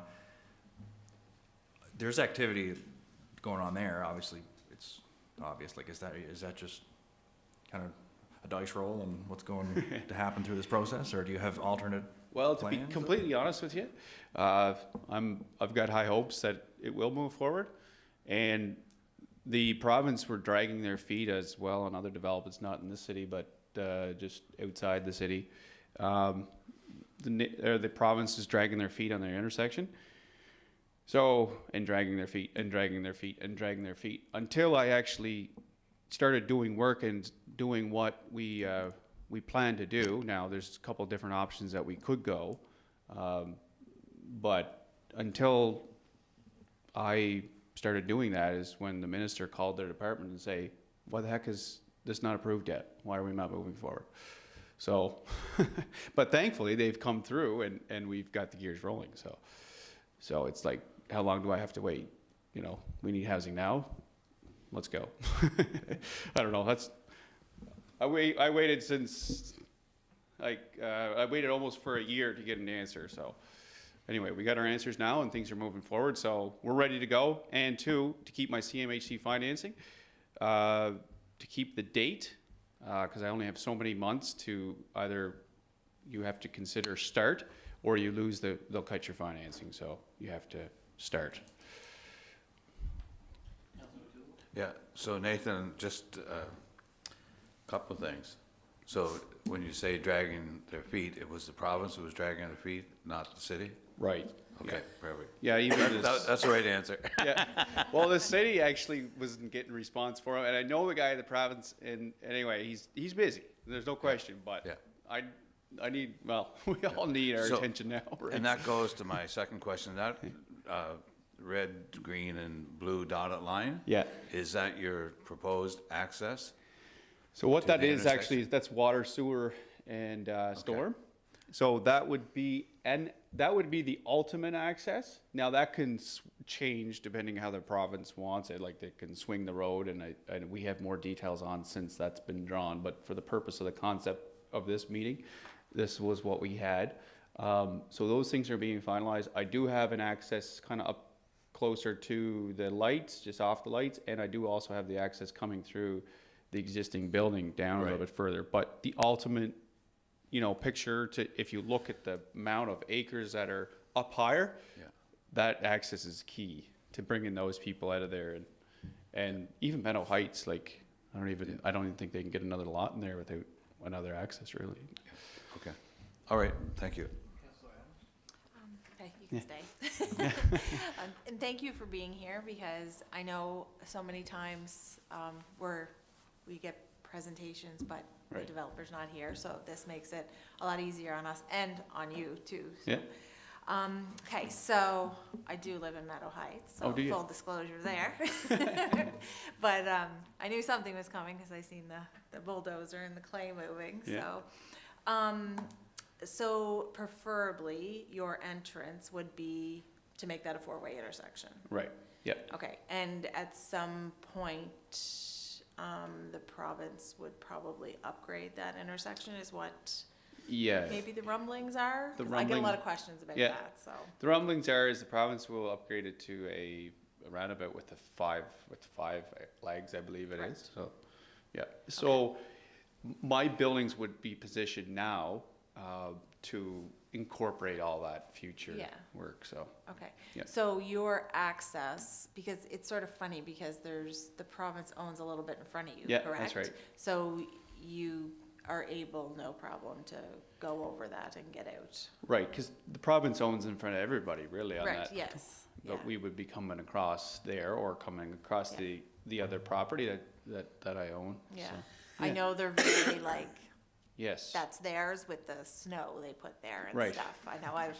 been questioned on that before, so. Yeah. And I didn't realize that it was theirs so far back in that Right. area, but it makes sense if they're looking at, future Right. roundabouts and so Yeah, the on. deal is now they put their snow over on my land over there. I've worked with them to do that on the snow part. It's kind of interesting. I cut all their grass right to the front, and then they cut my field. So anyway, Yeah. that's the handshake agreement Okay. that's never been shook on. But anyway, Yeah, that's what exactly. Well, you better get that in writing, because Yeah. that's how ditches came about, so. it is. Right. They haven't cut my grass this year yet. I cut theirs. So Okay, so I think I'm good. I like Yeah. the extra access because, like you had mentioned, Meadow Heights is pretty maxed out right now Yeah. with and getting out onto the highway with the proposal on the Right. other side now, on the Right. fertilizer plant side, Yeah. people are sort of getting a little, the stakes are going up there. yeah, So there's a lot of questions there as well, so it just, wouldn't want to feed anymore, but this is nice to be able to relay this back when I get the questions, so. Okay. yeah, Anyways, thank you Yeah. for being here, I really No appreciate, problem. I appreciate it. yeah. Thank you. Basically, all my questions were asked, but I just, for clarity and people watching and people wondering, Yeah. my understanding, and I think it's right, but everything you're doing right now, you have every right to go out there and move the dirt all you want. You're Yeah. not doing anything you shouldn't be doing or couldn't do. That's right. I'm To harvesting just- topsoil, right? Or whatever it is, but You want to buy just- some? to Justin's point, it's a risk you take or calculated risk or, Yeah. yeah, but other than that, I did have questions about the entrance and hopefully the intersection there gets a long overdue overhaul. I think my understanding is Yeah. back years ago, the council might have turned down a roundabout there and it went somewhere else, which I think in hindsight was probably a bad idea. But anyway, that's an intersection that needs to be addressed, and then housing needs to be addressed, so, yeah, okay, perfect. Good. Yeah, so I guess we'll, and one of the things that I like to sort of revisit after this portion is that long list of things that I went over at the first that is allowed as of right tomorrow in the existing C2 zone. Like it's a very large list, so a lot of the times when these come up, people might attend, and, you know, in their minds, it's, if this goes through, everything's gonna change there, and if it doesn't, it's gonna stay the way it is, but that's not necessarily the way, nothing is guaranteed to stay the way it is because of those long lists of things that can go in as of right tomorrow, so. Do you mind if I ask a question? Oh, yeah. Thanks for coming there, Nathan. Question for you for CMHC funding. Is it still applicable if there's commercial on the ground floor and residential above? Because that's permitted right now under the C2 zone, is it not? Yeah, we didn't apply for it that way. Okay, is it a But- separate application, or I'm just curious, because I know you deal with CMHC quite Yeah. a bit, and that's something we look to. Right, I did ask if I could get a zoning with commercial on the main floor. I'm not sure exactly at this moment how that would look. I would have to definitely change my plans, but what I have in an approved, so CMHC doesn't really care about zoning per se, but what our goal is to build X amount of units, and that's what's been approved. If you add C to it, I'm sure they would come in at it, even if they didn't fund that, because it's not housing, it's commercial. We would have to fund it separately, but it's just more of an equity in kind of front. But for CMHC, you know, what's approved now is residential. Because for me, the C2, like, I have a lot of C2. I have buildings right next door. I got buildings down the street, and to be quite honest, if it wasn't for the immigration people coming in, I think our C2 would be hurting in my area. They've been great to us, to be, like, if you want any feedback from boots on the ground kind of thing, renting out commercial units, like, it's you got to go where your market's at, and the housing is there for sure. So the C2, I think it's growing. It's growing a little slower because, as you know, retailers and that go online. You got people working from home. It's kind of taken a little bit of a hurt there, but like there'd always be commercial. But anyway, there's a big long list of things that can be built there, and I think the R4 is, to me, is more. I'd rather have that as my neighbor than, you know, than the list of what we've seen that can go there. You know, but I don't know if I don't answer that correctly, but I guess to, you know, if there was a zoning that allows, so the C2 only allows 8 units per pit is my understanding, and maybe they could clear that, but I'm pretty sure that's 8 units. So my proposal wouldn't work for the CMHC. Yeah, it's more than 8 units. Okay, so, like, if that's everything from council, we will open it up to the floor, and if there's anybody here that'd like to ask questions to Nathan, or make a comment, or you might just be here to listen, there is a letter that I will read at the end that did come in via email. So this is the opportunity, if anybody here would like to speak. The next meeting is just going to be a presentation of the report that would have been generated based on some of the questions that may or may not be asked tonight, but now's the time. If you'd like, just feel free to step forward, and if you don't mind, just stating your name and your civic address, and we'll go from there. And I will say also, if you have any specific questions that may not be able to be answered tonight, just whether they're related to, you know, policies or things that we don't have at our fingertips, they'll be addressed in the report at the planning board meeting. So. Good evening, everyone. Name's Stephen Crozier, 5 Bramwell Street. I'm speaking on behalf of our family who's here tonight, which has owned the farmland adjacent to 591 Read Drive for over a century. It's 421 Read Drive. I would like to thank Linda and Aaron for the time that they have spent with us explaining the rezoning process. It is much appreciated. In reading the Mayor's Task Force on Attainable Housing Report, one of the main priorities for action is the expansion of areas zoned for high density. This proposed rezoning appears to be aligned with this priority, in my opinion. We are in support of this rezoning of 591 Read Drive from C2 to R4, with the condition that the development of this area would access Route 1A through a 4th leg at the current Reed's Corner intersection. So Nathan explained that. This roadway access will connect to our property and be built to city standards for public roads in order to allow for future development of the lands east of the Reed's Corner intersection. So that'd be our farmland, the farmland beside it. This would ensure safe traffic flow for residents of the proposed development and the eventuality of a second entrance exit for Meadow Heights subdivision in the future, which would also provide for added safety of the residents in that area for emergency and fire services access. Through our discussions with the staff in the province and the city on development of the lands east of Reed's Corner intersection, it has been acknowledged that access at this intersection through a fourth leg is the preferred option. Previous to the property in question being zoned commercial, there was a preliminary site plan for residential housing on this property at 591 Reed Drive with adjoining road access to our farm property at 421 Reed Drive. The city has historical maps for this plan, and I would like this taken into consideration as well. Our farmland adjacent to 591 Reed Drive is currently actively farmed, with the current crops being potatoes, grain, and hay on a 3-year rotation. Our property at 421 Reed Drive has been actively farmed for over a century. Our farmland borders Meadow Heights subdivision and has been farmed with a rotation of crops and coexistence of residential neighbors since inception of that subdivision, similar to other agricultural properties within the city. We do not foresee any land use compatibility issues with the plan to rezone 591 Reed Drive to R4 residential, given the history of farming in the area.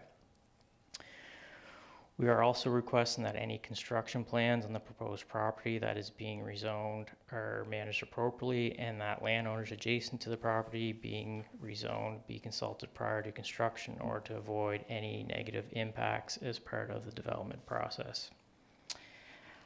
I'm also requesting that the city and council consider the possibility of infrastructure cost sharing options for this road access from the intersection to the property that is being rezoned. Water and sewer infrastructure support may need to be taken into account as well.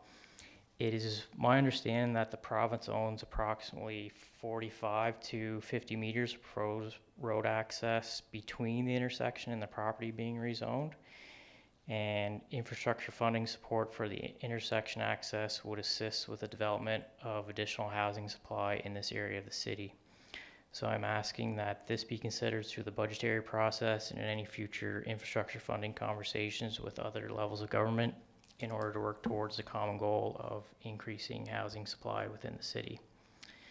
So those are my main comments that I wanted to bring up. And I guess question back to Nathan. I know we talked about this before, but how many units are you, I guess, thinking of putting in that area right now?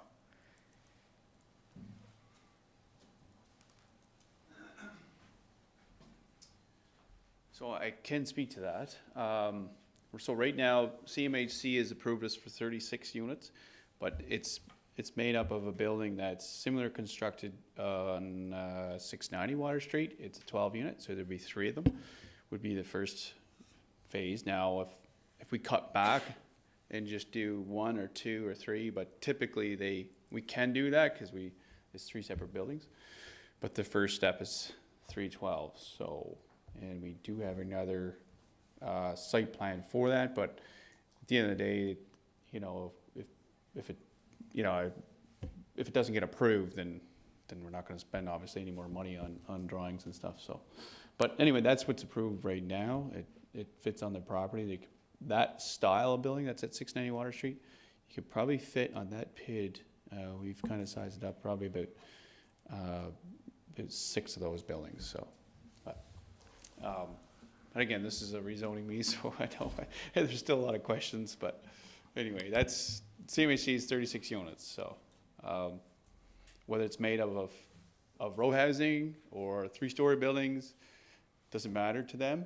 But that's what's approved. So it can be row housing, any kind of 3-story, 2-story, whatever. So. Okay. Just I guess in response to the comments that were made there, rezonings can obviously be a very, they can introduce very dramatic change, like in the physical landscape and in the land use. So it's very reassuring for me to sit up here and have people, for the most part, seems to be supportive of what's happening. You know, you own land, you have a vested interest in that immediate area. So oftentimes we have lots of opposition to these, but it's reassuring to hear what I perceive as support for something like this. So thank you both. And I just have the email. If there's nothing else from the public, I'll read an email that came in to Linda Stevenson. It is from Blois McClellan. I'm not sure if there's a civic address noted there, but I will read the letter word for word into the minutes. So, good morning, Ms. Stevenson. There is a high need for more affordable housing in the city of Summerside. There seems to be a great and growing demand. While objections have been made in the past, it is critical to weigh those objections against the greater public good. The emphasis needs to be on a lot more housing for the considerable population growth happening in the city of Summerside. This growth will be of considerable help to the prosperity of the population and the city. We need more growth for more jobs to keep our young people on Prince Edward Island. This province has been a high-end exporter of our young people since its inception. This has been a terrible legacy for our province. I am one of 11 siblings and ended up being the only one that worked here throughout my career, though I did leave and eventually came back. While there will always be people that will have objections, the greater public good has to be weighed. This city has moved ahead considerably under the previous administrations, but the present administration has been gifted with a significant population explosion, which I realize has its challenges, but it's a real gift horse for the city as well as a challenge, which previous administrations did not have the benefit of. Perhaps you can forward this email to the mayor and councillors as well. Additional issues for them, which has been a huge downer for Summerside and the province, is the lack of a high-end functional golf course in the greater Summerside area. I will note there is an emoji there of the golf green as well. There has been an astronomical demand on golf courses in PEI, and it was near impossible to get tee-off times, and certainly decent ones. This not only hurts our economy, Summerside, and our province, but in particular our tourism, which has become a growth industry. Cape Breton has golf courses where people can fly in for golf. With the airport we have in Summerside, there is a perfect opportunity and location there for 2 golf courses, which could extend out to Montbec Bay or its tributaries. Certainly a gentleman's agreement with the Cape Breton courses could be helpful to both areas. Those are only a few thoughts, but if Summerside is to continue the growth of the Stewart administration, the mayor and council may want to consider some of these thoughts on the go forward. With the unprecedented population growth, it does provide great challenges, but more so great opportunities. Summerside should consider the feasibility of expanding its boundaries considerably to provide the land base for the people that will provide the great opportunities for the future. If indeed Summerside wants to put the small town mentality behind it, it must not sit back and miss the great opportunities that are there for Summerside to be a great city and a leader in the province of Prince Edward Island. We are very fortunate that the time has come that we can stop exporting our children to other areas of the world if we can seize the opportunities that have availed themselves to us. Thank you for forwarding this email on to the mayor and council as well, and if nothing else, it can be food for thought. Blessed regards to the mayor, council, and all the great staff who make things happen and possible. Blois McClellan, retired and former businessman in the city. So while the first couple paragraphs were quite relevant to this particular situation, there's definitely some valid points on the second half of the email as well. And with that, I guess I will read the resolution into the record and hand it off to the mayor for vote. So resolution COS 23-158, moved by myself, and if I could ask for a seconder from anyone on council, Councillor Gallant. Whereas an application was received from 102454 PEI Inc. for a zoning amendment for a portion of PID number 756825 from service commercial C2 zone to high density residential R4 zone under the City of Summerside zoning bylaw. Be it resolved that zoning amendment 0083 be hereby declared as read a first time. Zoning Amendment 0083, a bylaw to amend the City of Summerside zoning bylaw. The Council of the City of Summerside, under authority vested in it by Section 18 and Section 19 of the Planning Act, hereby enacts as follows. The zoning for a portion of PID number 756825, shown on Schedule B of the City of Summerside zoning bylaw, is designated as high-density residential R4 zone, hereby excluding it from its former designation of service commercial C2 zone. Thank you, Councillor. Resolution COS 23-158 is on the floor. Does council have any other further comments or questions? Hearing none, moved by Councillor Duran, second by Councillor Gallant. Would call for a vote on the resolution. All in favor, please say aye. Aye. Any opposed? Hearing none, the resolution is carried. Councillor? Okay, resolution COS 23-159, moved by myself and seconded by anyone in the room. Councillor Adams. Whereas an application was received from 102454 PEI Inc. for a zoning amendment for a portion of PID number 756825 from service commercial C2 zone to high-density residential R4 zone under the City of Summerside zoning bylaw. And whereas zoning bylaw amendment 0083, a bylaw to amend the City of Summerside zoning bylaw, was read and declared as read a first time at this council meeting. Be it resolved that zoning bylaw amendment 0083, a bylaw to amend the City of Summerside zoning bylaw, be hereby referred back to the planning board for review and recommendation. Thank you, Councillor. Just to note as well, I forgot we have Councillor Cameron is joining us by Zoom. So Brian, if Councillor Cameron starts waving his hands frantically that he's voting against something, then just let me know, and I'll just give a little delay here. Or if he does his thumbs up or thumbs down, however he wishes to carry it. Resolution COS 23-159, moved by Councillor Duran, seconded by Councillor Adams, is on the floor. Any further comments or questions from council? Hearing none, I'll now call for a vote. All in favor of the resolution, please say aye. Aye. Any opposed? Hearing none, the resolution is carried. Councillor? Okay.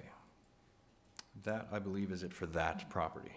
And then the next one is for another one, 530 Central Street. So if anybody would like to stay, please stay. If anybody would like to, well, not anybody, any members of the public.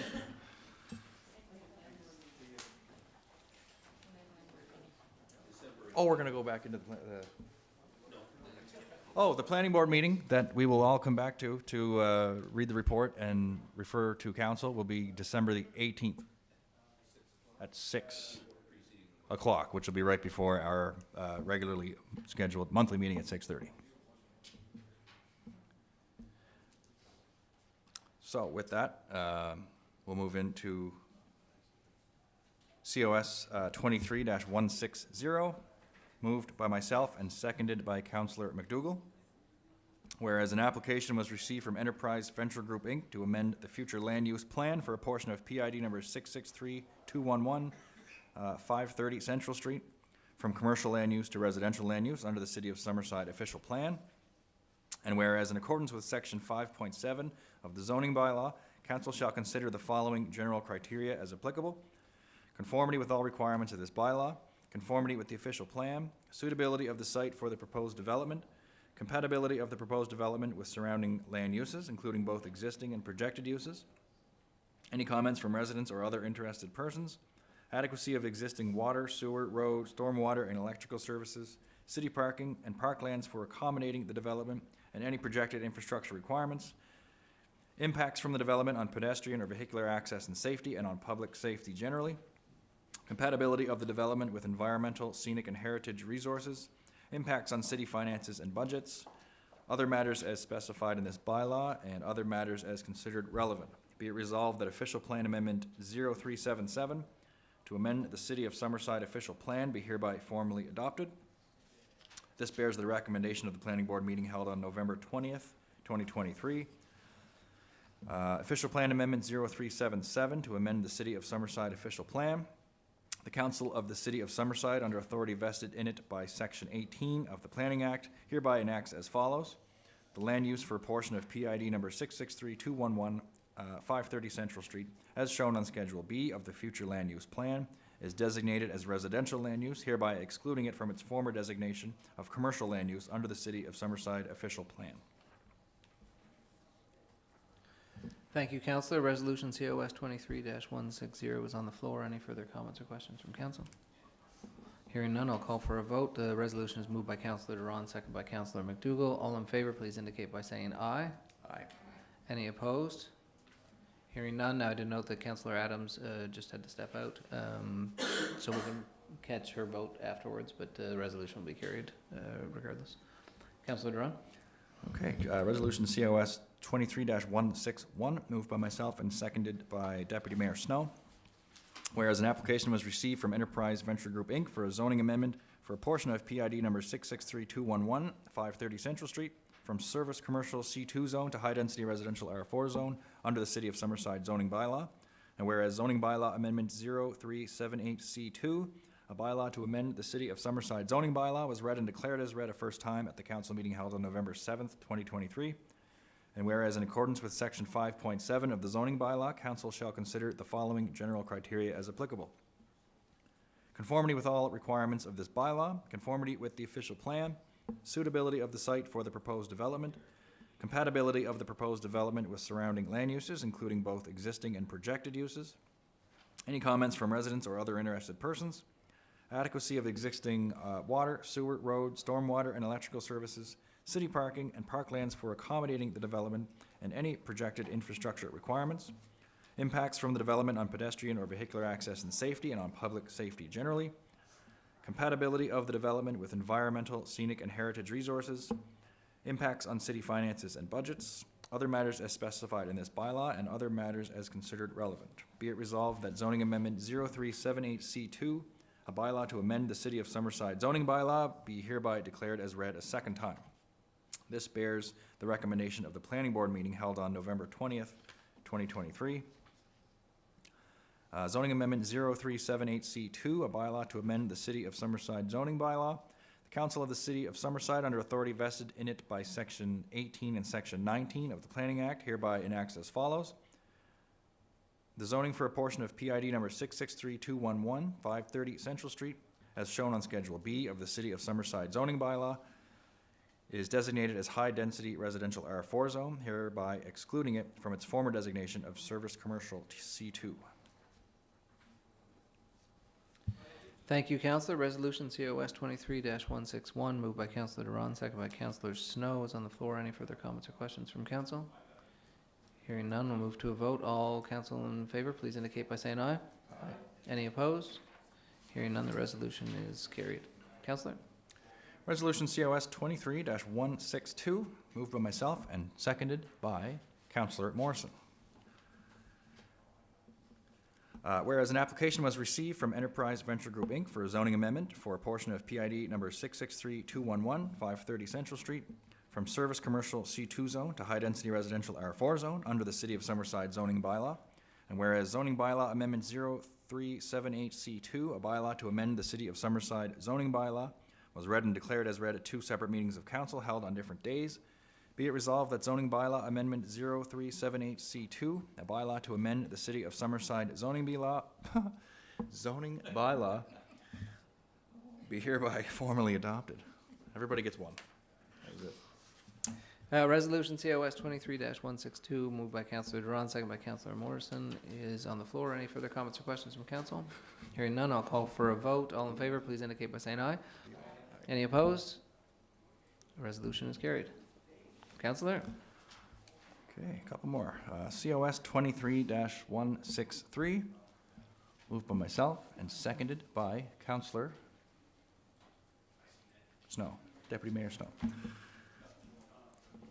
Whereas an application was received from Enterprise Venture Group, Inc. for a zoning amendment for a portion of PID number 663211, 530 Central Street, from single-family residential R1 zone to high-density residential R4 zone under the City of Summerside zoning bylaw.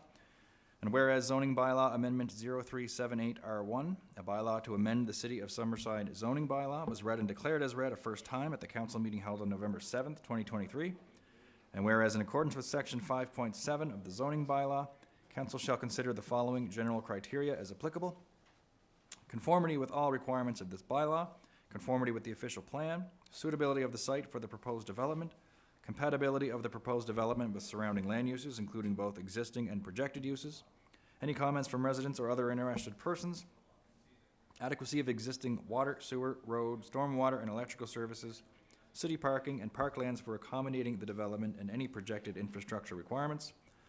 Impacts from the development on pedestrian or vehicular access and safety and on public safety generally.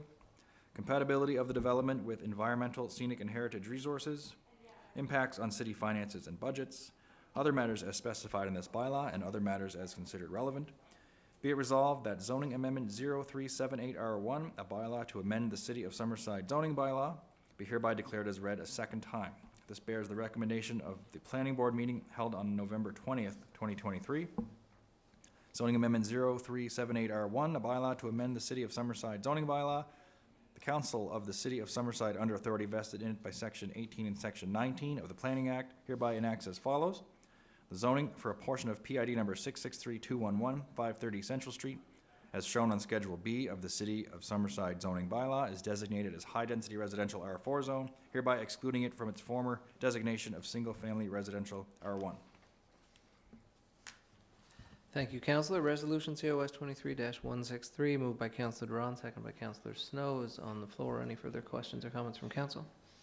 Hearing none, I'll call for a vote. All in favor, please indicate by saying aye. Aye. Any opposed? Hearing none, the resolution is carried. Resolution COS 23-164, moved by myself and seconded by Councillor Gallant, whereas an application was received from Enterprise Venture Group, Inc. for a zoning amendment for a portion of PID number 663211, 530 Central Street, from single-family residential R1 zone to high-density residential R4 zone under the City of Summerside zoning bylaw. And whereas zoning bylaw amendment 0378R1, a bylaw to amend the City of Summerside zoning bylaw, was read and declared as read at two separate meetings of council held on different days. Be it resolved that zoning bylaw amendment 0378R1, a bylaw to amend the City of Summerside zoning bylaw, be hereby formally adopted. Resolution COS 23-164, moved by Councillor Duran, seconded by Councillor Gallant, is on the floor. Any comments, questions from council? Hearing none, I'll call for a vote. All in favor, please indicate by saying aye. Aye. Any opposed? The resolution is carried. Councillor Duran. Two more. Resolution COS 23-165, moved by myself, seconded by Councillor McColeman. I was waiting for you to look up so I could get you in on one of these. Sorry? Whereas an application was received from Enterprise Venture Group, Inc. for a zoning amendment for a portion of PID number 663211, 383 Sherbrooke Road, from single-family residential R1 zone to high-density residential R4 zone under the City of Summerside zoning bylaw. And whereas zoning bylaw amendment 0379R1, a bylaw to amend the City of Summerside zoning bylaw, was read and declared as read a first time at the council meeting held on November 7th, 2023. And whereas in accordance with section 5.7 of the zoning bylaw, council shall consider the following general criteria as applicable: conformity with all requirements of this bylaw, conformity with the official plan, suitability of the site for the proposed development, compatibility of the proposed development with surrounding land uses, including both existing and projected uses, any comments from residents or other interested persons, adequacy of existing water, sewer, road, stormwater, and electrical services, city parking, and parklands for accommodating the development and any projected infrastructure requirements, impacts from the development on pedestrian or vehicular access and safety and on public safety generally, compatibility of the development with environmental, scenic, and heritage resources, impacts on city finances and budgets, other matters as specified in this bylaw, and other matters as considered relevant. Be it resolved that zoning amendment 0379R1, a bylaw to amend the City of Summerside zoning bylaw, be hereby declared as read a second time. This bears the recommendation of the planning board meeting held on November 20th, 2023. Zoning amendment 0379R1, a bylaw to amend the City of Summerside zoning bylaw. The Council of the City of Summerside, under authority vested in it by Section 18 and Section 19 of the Planning Act, hereby enacts as follows. The zoning for a portion of PID number 663211, 383 Sherbrooke Road, as shown on Schedule B of the City of Summerside zoning bylaw, is designated as high-density residential R4 zone, hereby excluding it from its former designation of single-family residential R1. Thank you, Councillor. Resolution COS 23-165, moved by Councillor Duran, seconded by Councillor McColeman, is on the floor. Any further comments or questions from council? Hearing none, I'll call for a vote. All in favor of said resolution, please indicate by saying aye. Aye. Any opposed? Hearing none, the resolution is carried. Councillor. Resolution COS 23-166, moved by myself and seconded by Councillor McDougall, whereas an application was received from Enterprise Venture Group, Inc. for a zoning amendment for a portion of PID number 663211, 383 Sherbrooke Road, from single-family residential R1 zone to high-density residential R4 zone under the City of Summerside zoning bylaw. And whereas zoning bylaw amendment 0379R1, a bylaw to amend the City of Summerside zoning bylaw, was read and declared as read at 2 separate meetings of council held on different days. Be it resolved that zoning bylaw amendment 0379R1, a bylaw to amend the City of Summerside zoning bylaw, be hereby formally adopted. Resolution COS 23-166, moved by Councillor Duran, seconded by Councillor McDougall, is on the floor. Any further comments or questions from council? Hearing none, I'll call for a vote. All in favor, please indicate by saying aye. Aye. Any opposed? Resolution is carried. Thank you, Councillor Duran. One little hiccup on the B law, but pretty impressive, as always.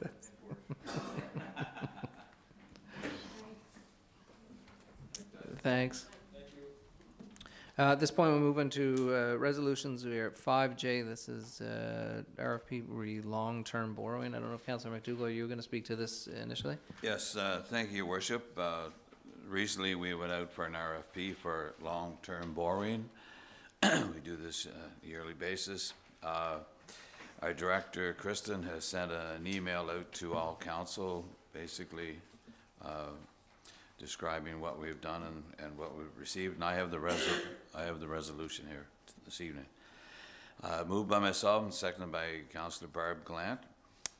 Whereas the City of Summerside borrow from the financial institutions to finance the cost of a portion of its capital expenditures from the previous fiscal year and or refinance existing loans that have come due. The City of Summerside has a $6 million operating line of credit.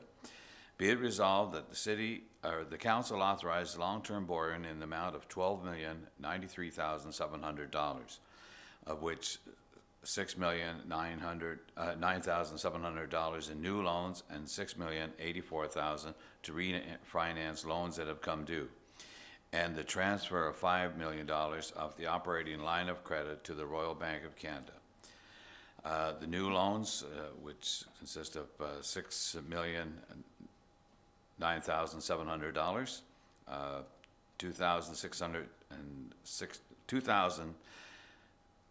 $2,364,900 for the 2023 general fund capital expenditures, and the term of the loan is 5 years, amortization over 20, and it's at a 4.60% rate.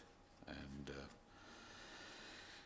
the method of payment for all of them is interest only until December 31st, and then beginning of equal payments in January 2024. The other one is $3,644,800 for the 2022-23 utility capital expenditures, and the same terms, 5 years loan, amortized over 20 years, and a 4.60% interest rate. To refinance existing loans of $6,084,000. There's $5,439,900 to refinance demand loan on wastewater treatment facility. And there was also water utility capital, et cetera, in that. Term is again 5 years, amortized over 10 years, and a rate of 4.55%. And also $644,100 refinance loan relating to 2007 capital expenditures. And again, that's 5 years loan and amortized over 5 years with a rate of 4.79%. In addition to the new loans and the refinance of loans that have become due, $5 million of the $6 million operating line of credit will be transferred. This revolving line of credit will be drawn on as required, with interest being paid monthly on the amount used. The interest rate will be the CORA 1 plus 1.70%, which totals 6.72% as of November 17th, 2023. The City of Summerside can incur the indebtedness and liability as set out above. The loan total of $12,093,700 will not cause the City of Summerside to exceed its debt limit as set out in the Municipal Government Act, Part 3, Division 3, Section 164.3. The security required for this borrowing transaction is the appropriate borrowing resolution and related documentation. Thank you, Councillor. So resolution COS 23-167, moved by Councillor McDougall and seconded by Councillor Gallant, is on the floor. Are there questions, comments from council? I just wondered, Councillor McDougall, I might not have heard you clearly, on the first amount, the breakdown, did you give those last two amounts for that in the 2,364,000? And I apologize. I did. Okay, great. I just and might not have heard it. Both those? Yep. 364, 644? Okay. Yeah. I think I did. The one for the eco? What's that? The eco? Did you? I didn't read those. It was, I just said the utility capital expenditures. Okay. Yeah. Thank you. Okay, thank you. Any further questions, comments from council? Hearing none, then I will call for a vote on the resolution. All in favor, please indicate by saying aye. Aye. Any opposed? Hearing none, the resolution is carried. Thank you, Councillor McDougall. Thank you, Director Dunsford. Thank you, Your Worship. And the next resolution is a resolution we should be proud of, and maybe you want to give us a, talks about our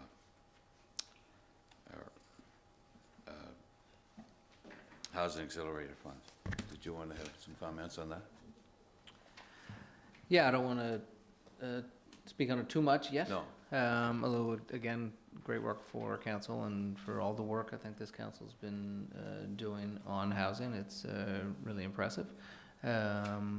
As we are we are still in the final stages, I guess, of the Housing Accelerator Fund. Nothing has been signed at this point, but we're getting to the stage where signatures will be needed, which is positive. And until that time, we're not yay or nay, but things are looking good because we're going to be passing this resolution, or, well, passing, I guess. Sorry, I can't prejudge what council will do on the resolution, but considering the resolution before council. The resolution does reference a letter from myself to Minister Fraser, Minister of Housing for the federal government, and that I provided to Brian. I don't know if that's been passed around to council. And this basically, as council will remember, at our last meeting, we passed a policy resolution in support of our Housing Accelerator Fund. Some amendments we made as requested by the minister. Those were well received by the minister, and it all has been very positive, and it really shows what government can do, different levels of government can do working together. So the resolution here this evening is the next step in the procedural steps to send my response to the minister's last letter, and then to direct staff to complete the particulars. Great, thank you. It's moved by myself and seconded by Councillor Justin Drawn, and be it resolved, the City of Summerside addressed the follow-up questions from staff at the Canada Mortgage and Housing Corporation and from the Office of Honourable Minister Sean Fraser on the matter of its application to the federal government's Housing Accelerator Fund, HAF, with a response and with an updated application Schedule A as attached, and that the Mayor and CAO are hereby authorized to execute standard contracts and agreements to implement this resolution. And Schedule A is attached. I guess I don't have to read that, right? Just that Schedule A? Schedule A is the summary of Yeah. the HAF application. No, I don't think there's any need to read all of that. It is available. Counselor? Unless you want to. Not really, I stumbled at it. With that resolution, COS 23-168, moved by Councillor McDougall, second by Councillor Duran, is on the floor. Any further comments or questions from council? Hearing none, I'll call for a vote. All in favor, please indicate by saying aye. Aye. Any opposed? Hearing none, the resolution is carried. Thank you, Your Worship. Thank you, council. Sorry, I have to push my buttons to find out where exactly we are now. I think we're done. Are we done this section? Yep. Yeah, we have, we're done most of the special council meeting. We do have an in-camera item, so we will. We still have a couple of items on the committee of the whole. Yeah. No, I'm not gonna forget about the enhanced Culvert connection program information to residents. Council. So what I gotta just procedural mumbo jumbo, I guess. But what I'll do is now I'll put the special council meeting in recess. So all our meetings are in recess. My kids would really enjoy this. And we'll resume our committee of the whole meeting, and that will be at item 9, which is the enhanced Culvert Connect program. Make sense for everyone? Mm-hmm. Great, thank you. Councillor Adams, over to you. Perfect. So we're starting with the Enhanced Culvert Connect Program information to residents. And the reason I asked this to be on is I was getting emails from some residents asking, there was sort of a perception that maybe the city was going to do the contractor, get the contractor in, and then it could be paid off on your utility, like, do you know what I mean? Like that way, but it's the same as it previously was before. It's you get the contractor and then you submit the bills to the city, and then the city would reimburse you whatever percentage it is that you're eligible for. So instead of us just getting one-off emails, and as the mayor witnessed, they were a few unhappy emails, how are we getting this out? I think I had asked before if maybe we could just do, and I don't mean to be stereotypical, but most of the people that attended the meetings and that were asking about it were, our older residents who either can't now or in the future, near future, know that they won't be able to cut their ditch anymore. So they were the ones that were interested in the ditch infill. So how are we going to get that information to them? Is it possible for us to put it in the utility mailouts? Because some of them don't all participate in social media. How are we going to get that out to them? Like one lady had mentioned, well, if it just came in my bill, then I'd, know that. And I was like, I'll bring that forward. So, and those are probably, don't like to be like this again, but those are probably the same people that still like to receive the paper copy in the mail and don't log on to pay their utility. So just the thoughts of what we can do, what's easy for a mail-in. Yeah. No, I agree we need to do something, and I did want to add something to that, and I had a couple of questions around it. And it was to do with some of the older ones, and both people said, listen, I can't afford to do that, pay things up front. So my question, I guess, is the city is paying 75% of a person's ditch. Can they be billed, can the contractor bill the city that 75%, because the city's going to be approving the project, right? So say if it came in at $6,000 to do someone's ditch, the city is going to pay 75%. So instead of the resident paying the full pop, can the contractor bill the city that part, that 75% part? Just a question I said I'd ask. I personally think that'd probably be a question for finance and how they could or would like to roll those out. think there possibly would be some Yeah.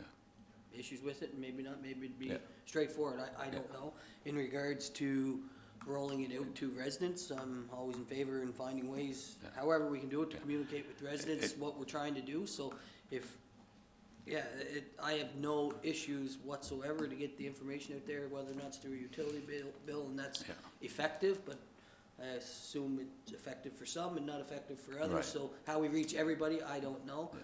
I would suspect that as counselors for areas with ditches, you'll get calls, and Yeah. just make sure you have the information hold it? also to share with them. Yeah. Either a cheat sheet from the city that can easily be shared with them, that would Yeah. be the same that goes in the utility bill, I think would work effectively. Yeah. Okay, and I just thought that would be an option for some of the people that can't afford to do it, right?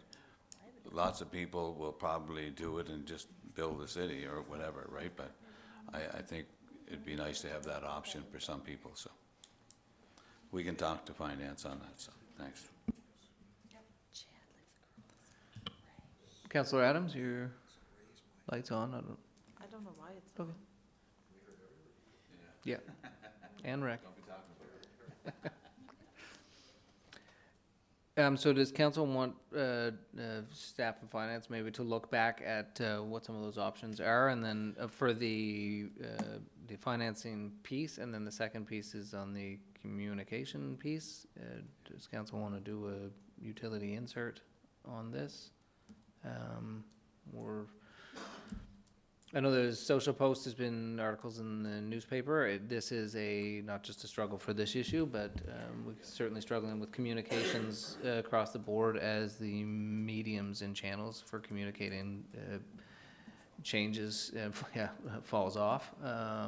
These are communicating with residents is multifaceted and a little more complex maybe than it was in the past, so we need to make sure that we have the right channels to reach the right people. Councillor Gallant? I just want to comment on the insert with the light bill. I used it for Seniors Initiative, and I got a lot of positive feedback on that. People want, especially the older generation, want paper in their hand. So I would highly recommend that you do that, because that way they're going to get the information. Can we, and maybe it's just too complicated, and just go, but can we insert only certain portions of the city, or just run, okay, yeah. Only one follow-up to that, and that is obviously the Maritime Electric people that. They still get water. They still get water sewer. Yeah. That's right. Look at that. Okay, good.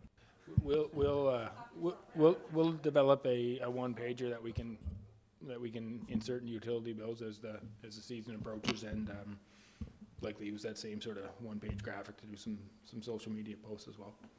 And then, well, I guess at that point, we'll have it as council as well, I'm just thinking, like, as Carrie gets questions, it's easier to say, here's the one pager on it, as opposed to. I mean, the program hasn't been in place for a long time, really. We changed the fund, so if folks call City Hall and talk to tech services, the application process is pretty straightforward, so.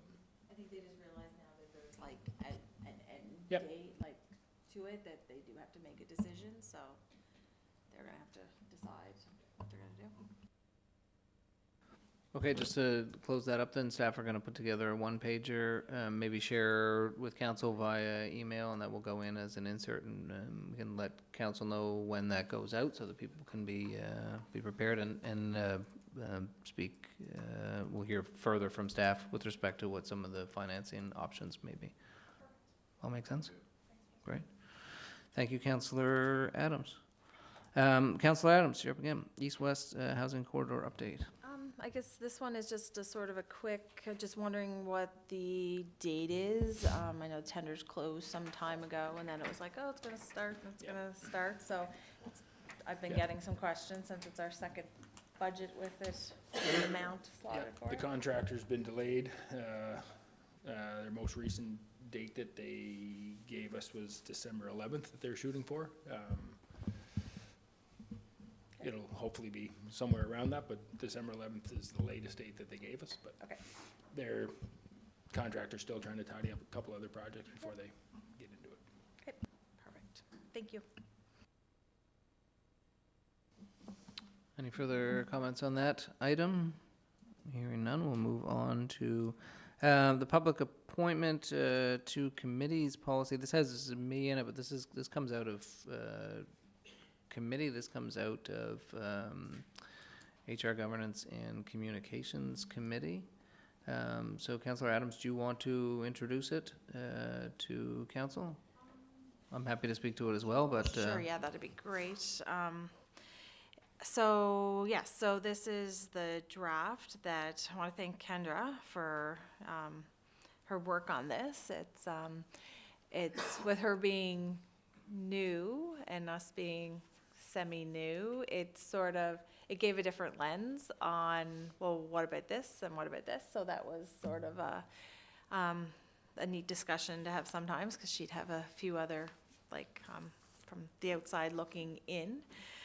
So this would be the policy that is in place for appointing public members to ad hoc committees. So if the mayor formed an ad hoc committee for a certain project we had going on, etc., this would be where the guidelines for that would come.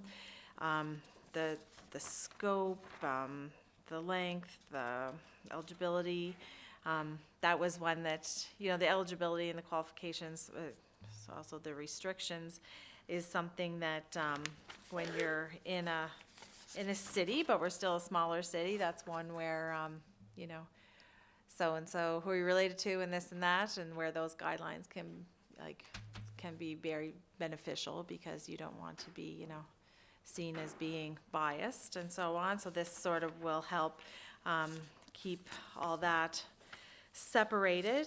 I don't really have too much to say on it. I guess what's best, if you guys have had it for a bit now when it came out with the package, is there anything, the mayor can speak to it, but too, if there's anything you guys think of that you wanted to ask on it as well, because it's only in draft still, right? So this, yeah, it was in the package.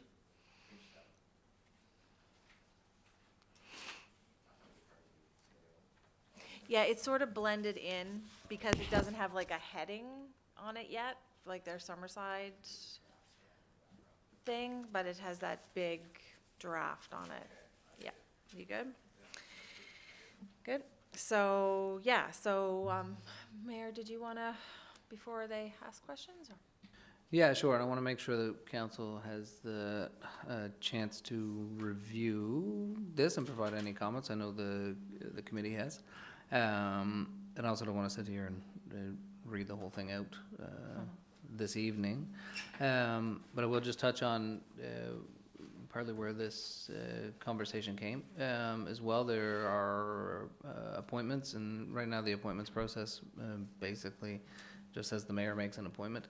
And we didn't have any set criteria with respect to what the individuals were appointed to what, although we do at least have one bylaw which does provide some insight for appointments under that, a standing committee created by that bylaw. And so Director Gunn and the committee prepared a more robust public appointment to committees policy.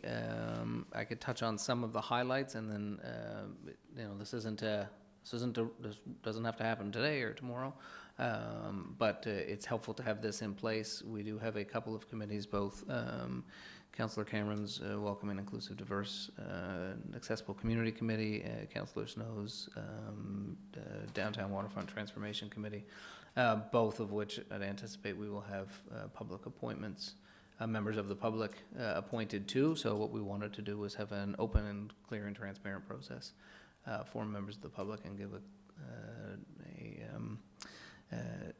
be able to show and demonstrate what the process was for members of the public who wanted to sit on those committees, and then what some of the criteria was, as opposed to it just being whatever the mayor the mayor thinks. So I can quickly touch on some of this, or if you would like, or we can leave it with council, but I do think it's really important for council. I'm not sure if all council has had the opportunity to read all of it and provide comments or questions. And it's, like any policy, it's best to take some time to read it because different pieces impact different other pieces of it. But as an overall, it would apply to ad hoc committees and where applicable, standing committees. I think we only potentially have one right now, but standing committees can be created in bylaws. I'll just touch on really quick so we get a gist of it so people can go back and read it. The section 3 is selection, which effectively looks to introduce the experience and qualifications of a member of the public with respect to a certain committee. Section 4 are the eligibility qualifications, so that includes residents of Summerside and/or property owners or business owners of Summerside. So there has to be a connection to the city.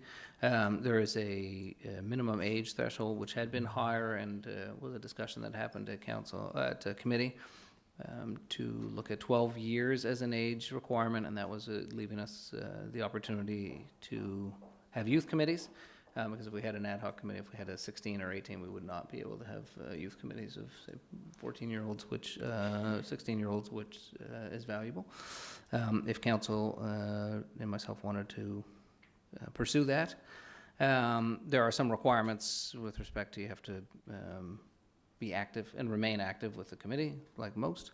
There are some restrictions that would probably already exist elsewhere in our bylaws with respect to no relative of a member of council can sit on committee. There are restrictions for staff. Staff sit on a committee in the role of staff at the City of Summerside, but for instance, Director Goody wouldn't be able to sit on be appointed to another public committee. Unfortunately, Craig, we love your insight. Multiple appointments here is to make sure that no citizens shall serve on more than one committee concurrently, so citizens have lots of opportunities. I'll sort of flip my page. There are term length there so that we have people be able to engage for a period of time, but not sit on same committees for years and years and years. There is, it speaks to, this is pretty standard stuff, but it speaks to what happens in terms of vacancies. So how a vacancy gets filled when a vacancy arises by resignation or a member ceases to be qualified, say someone moves out of the city or is removed by council. Council would have that ability. Recruitment, generally public appointments process begins immediately after the election, so it talks about when recruitment begins. Recruitment methods, advertising for recruitments and interest group notification. So there's a bunch of things in here as well to make sure that when a committee, so again, to go back to Councillor Snow's Downtown Transformation Committee, if and when that gets open to members of the public, that it is open to all members of the public. It isn't just hand-picked individuals, that all people in our community have the opportunity to apply. And then the criteria then allows the committee mayor to identify which people sit on the committee if they're in it. So a lot of it is standard stuff, but it is just now encapsulated in a policy for appointments. It has been, I believe, prepared by Director Gunn to be consistent with our existing bylaws. Although there is always, some of our bylaws sometimes are inconsistent with each other, but I think they've done a good job here, so. Councillor Yeah, McDougall. I scanned through it, and the only issue I have, or a question, I could be convinced, but not excited about, is 19.1, remuneration. I don't think we've ever paid anybody for setting an ad hoc meeting before, and I think the ones that want to contribute to your community will set there. I'm not sure if we need to have a remuneration. That's just me. I don't think we've paid anybody before a stipend or anything like that to set on an ad hoc committee. So I'm not sure we need to do that, but I'm just one and I could be convinced otherwise, but. Was that just, May? It's not will. So was, it's. Oh, under 19.1? Yeah. Yeah, 19.1 is like a provision that gives future council an option that's, 15 years, if there arises a situation where council wanted to do that, then council would have the ability to do that, and it wouldn't be inconsistent with the policy. I think it says in here, yes, it says may, and if applicable, as determined annually by council. So certainly doesn't open that up. All it does is, It's there if it's required. yeah, that's sort of the foresight of legal drafting sometimes, to anticipate that. I'm good with that.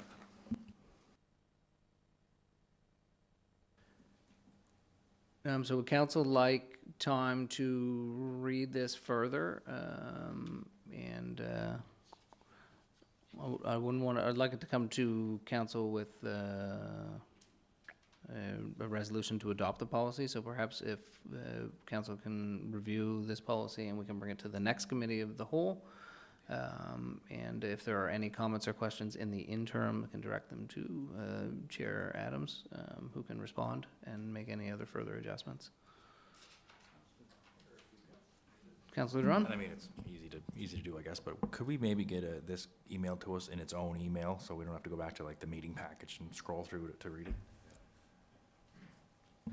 Yeah, and that raises a question for items coming from committee then to council.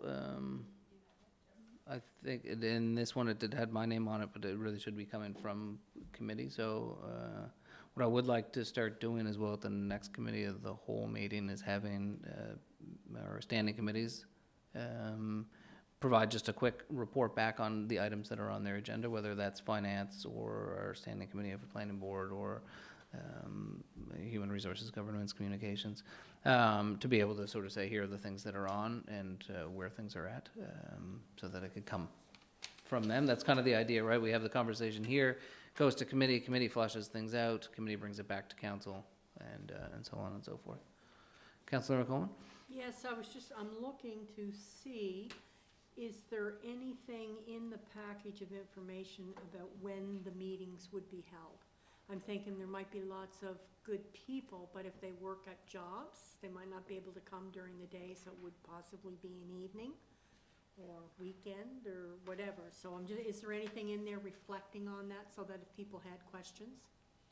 We can check. Off the top of my mind, I don't think there's anything that restricts that. So usually we want to have a committee. So again, using Councillor Snow's committee as an example, a committee would get together and Councillor Snow, either at the beginning or end, would make sure that the times worked for the members of that committee. There's nothing that is prescribing certain times for a committee.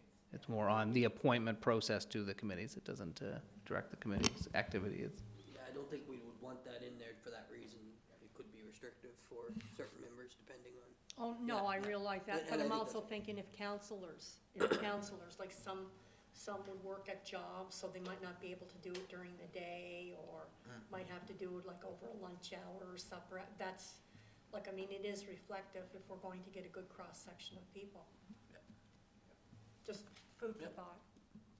Yeah, absolutely. You gotta have times that work for people, or else they're not gonna show up. No question. Okay, so council okay with that, or we'll come back to the next committee of the whole in the interim. Any questions or comments or concerns can be directed to the committee chair, Councillor Adams, and Councillor Cameron can review them and respond, and we can get this into January 2024. All right. Where are we now in the agenda? Is this meeting is, this meeting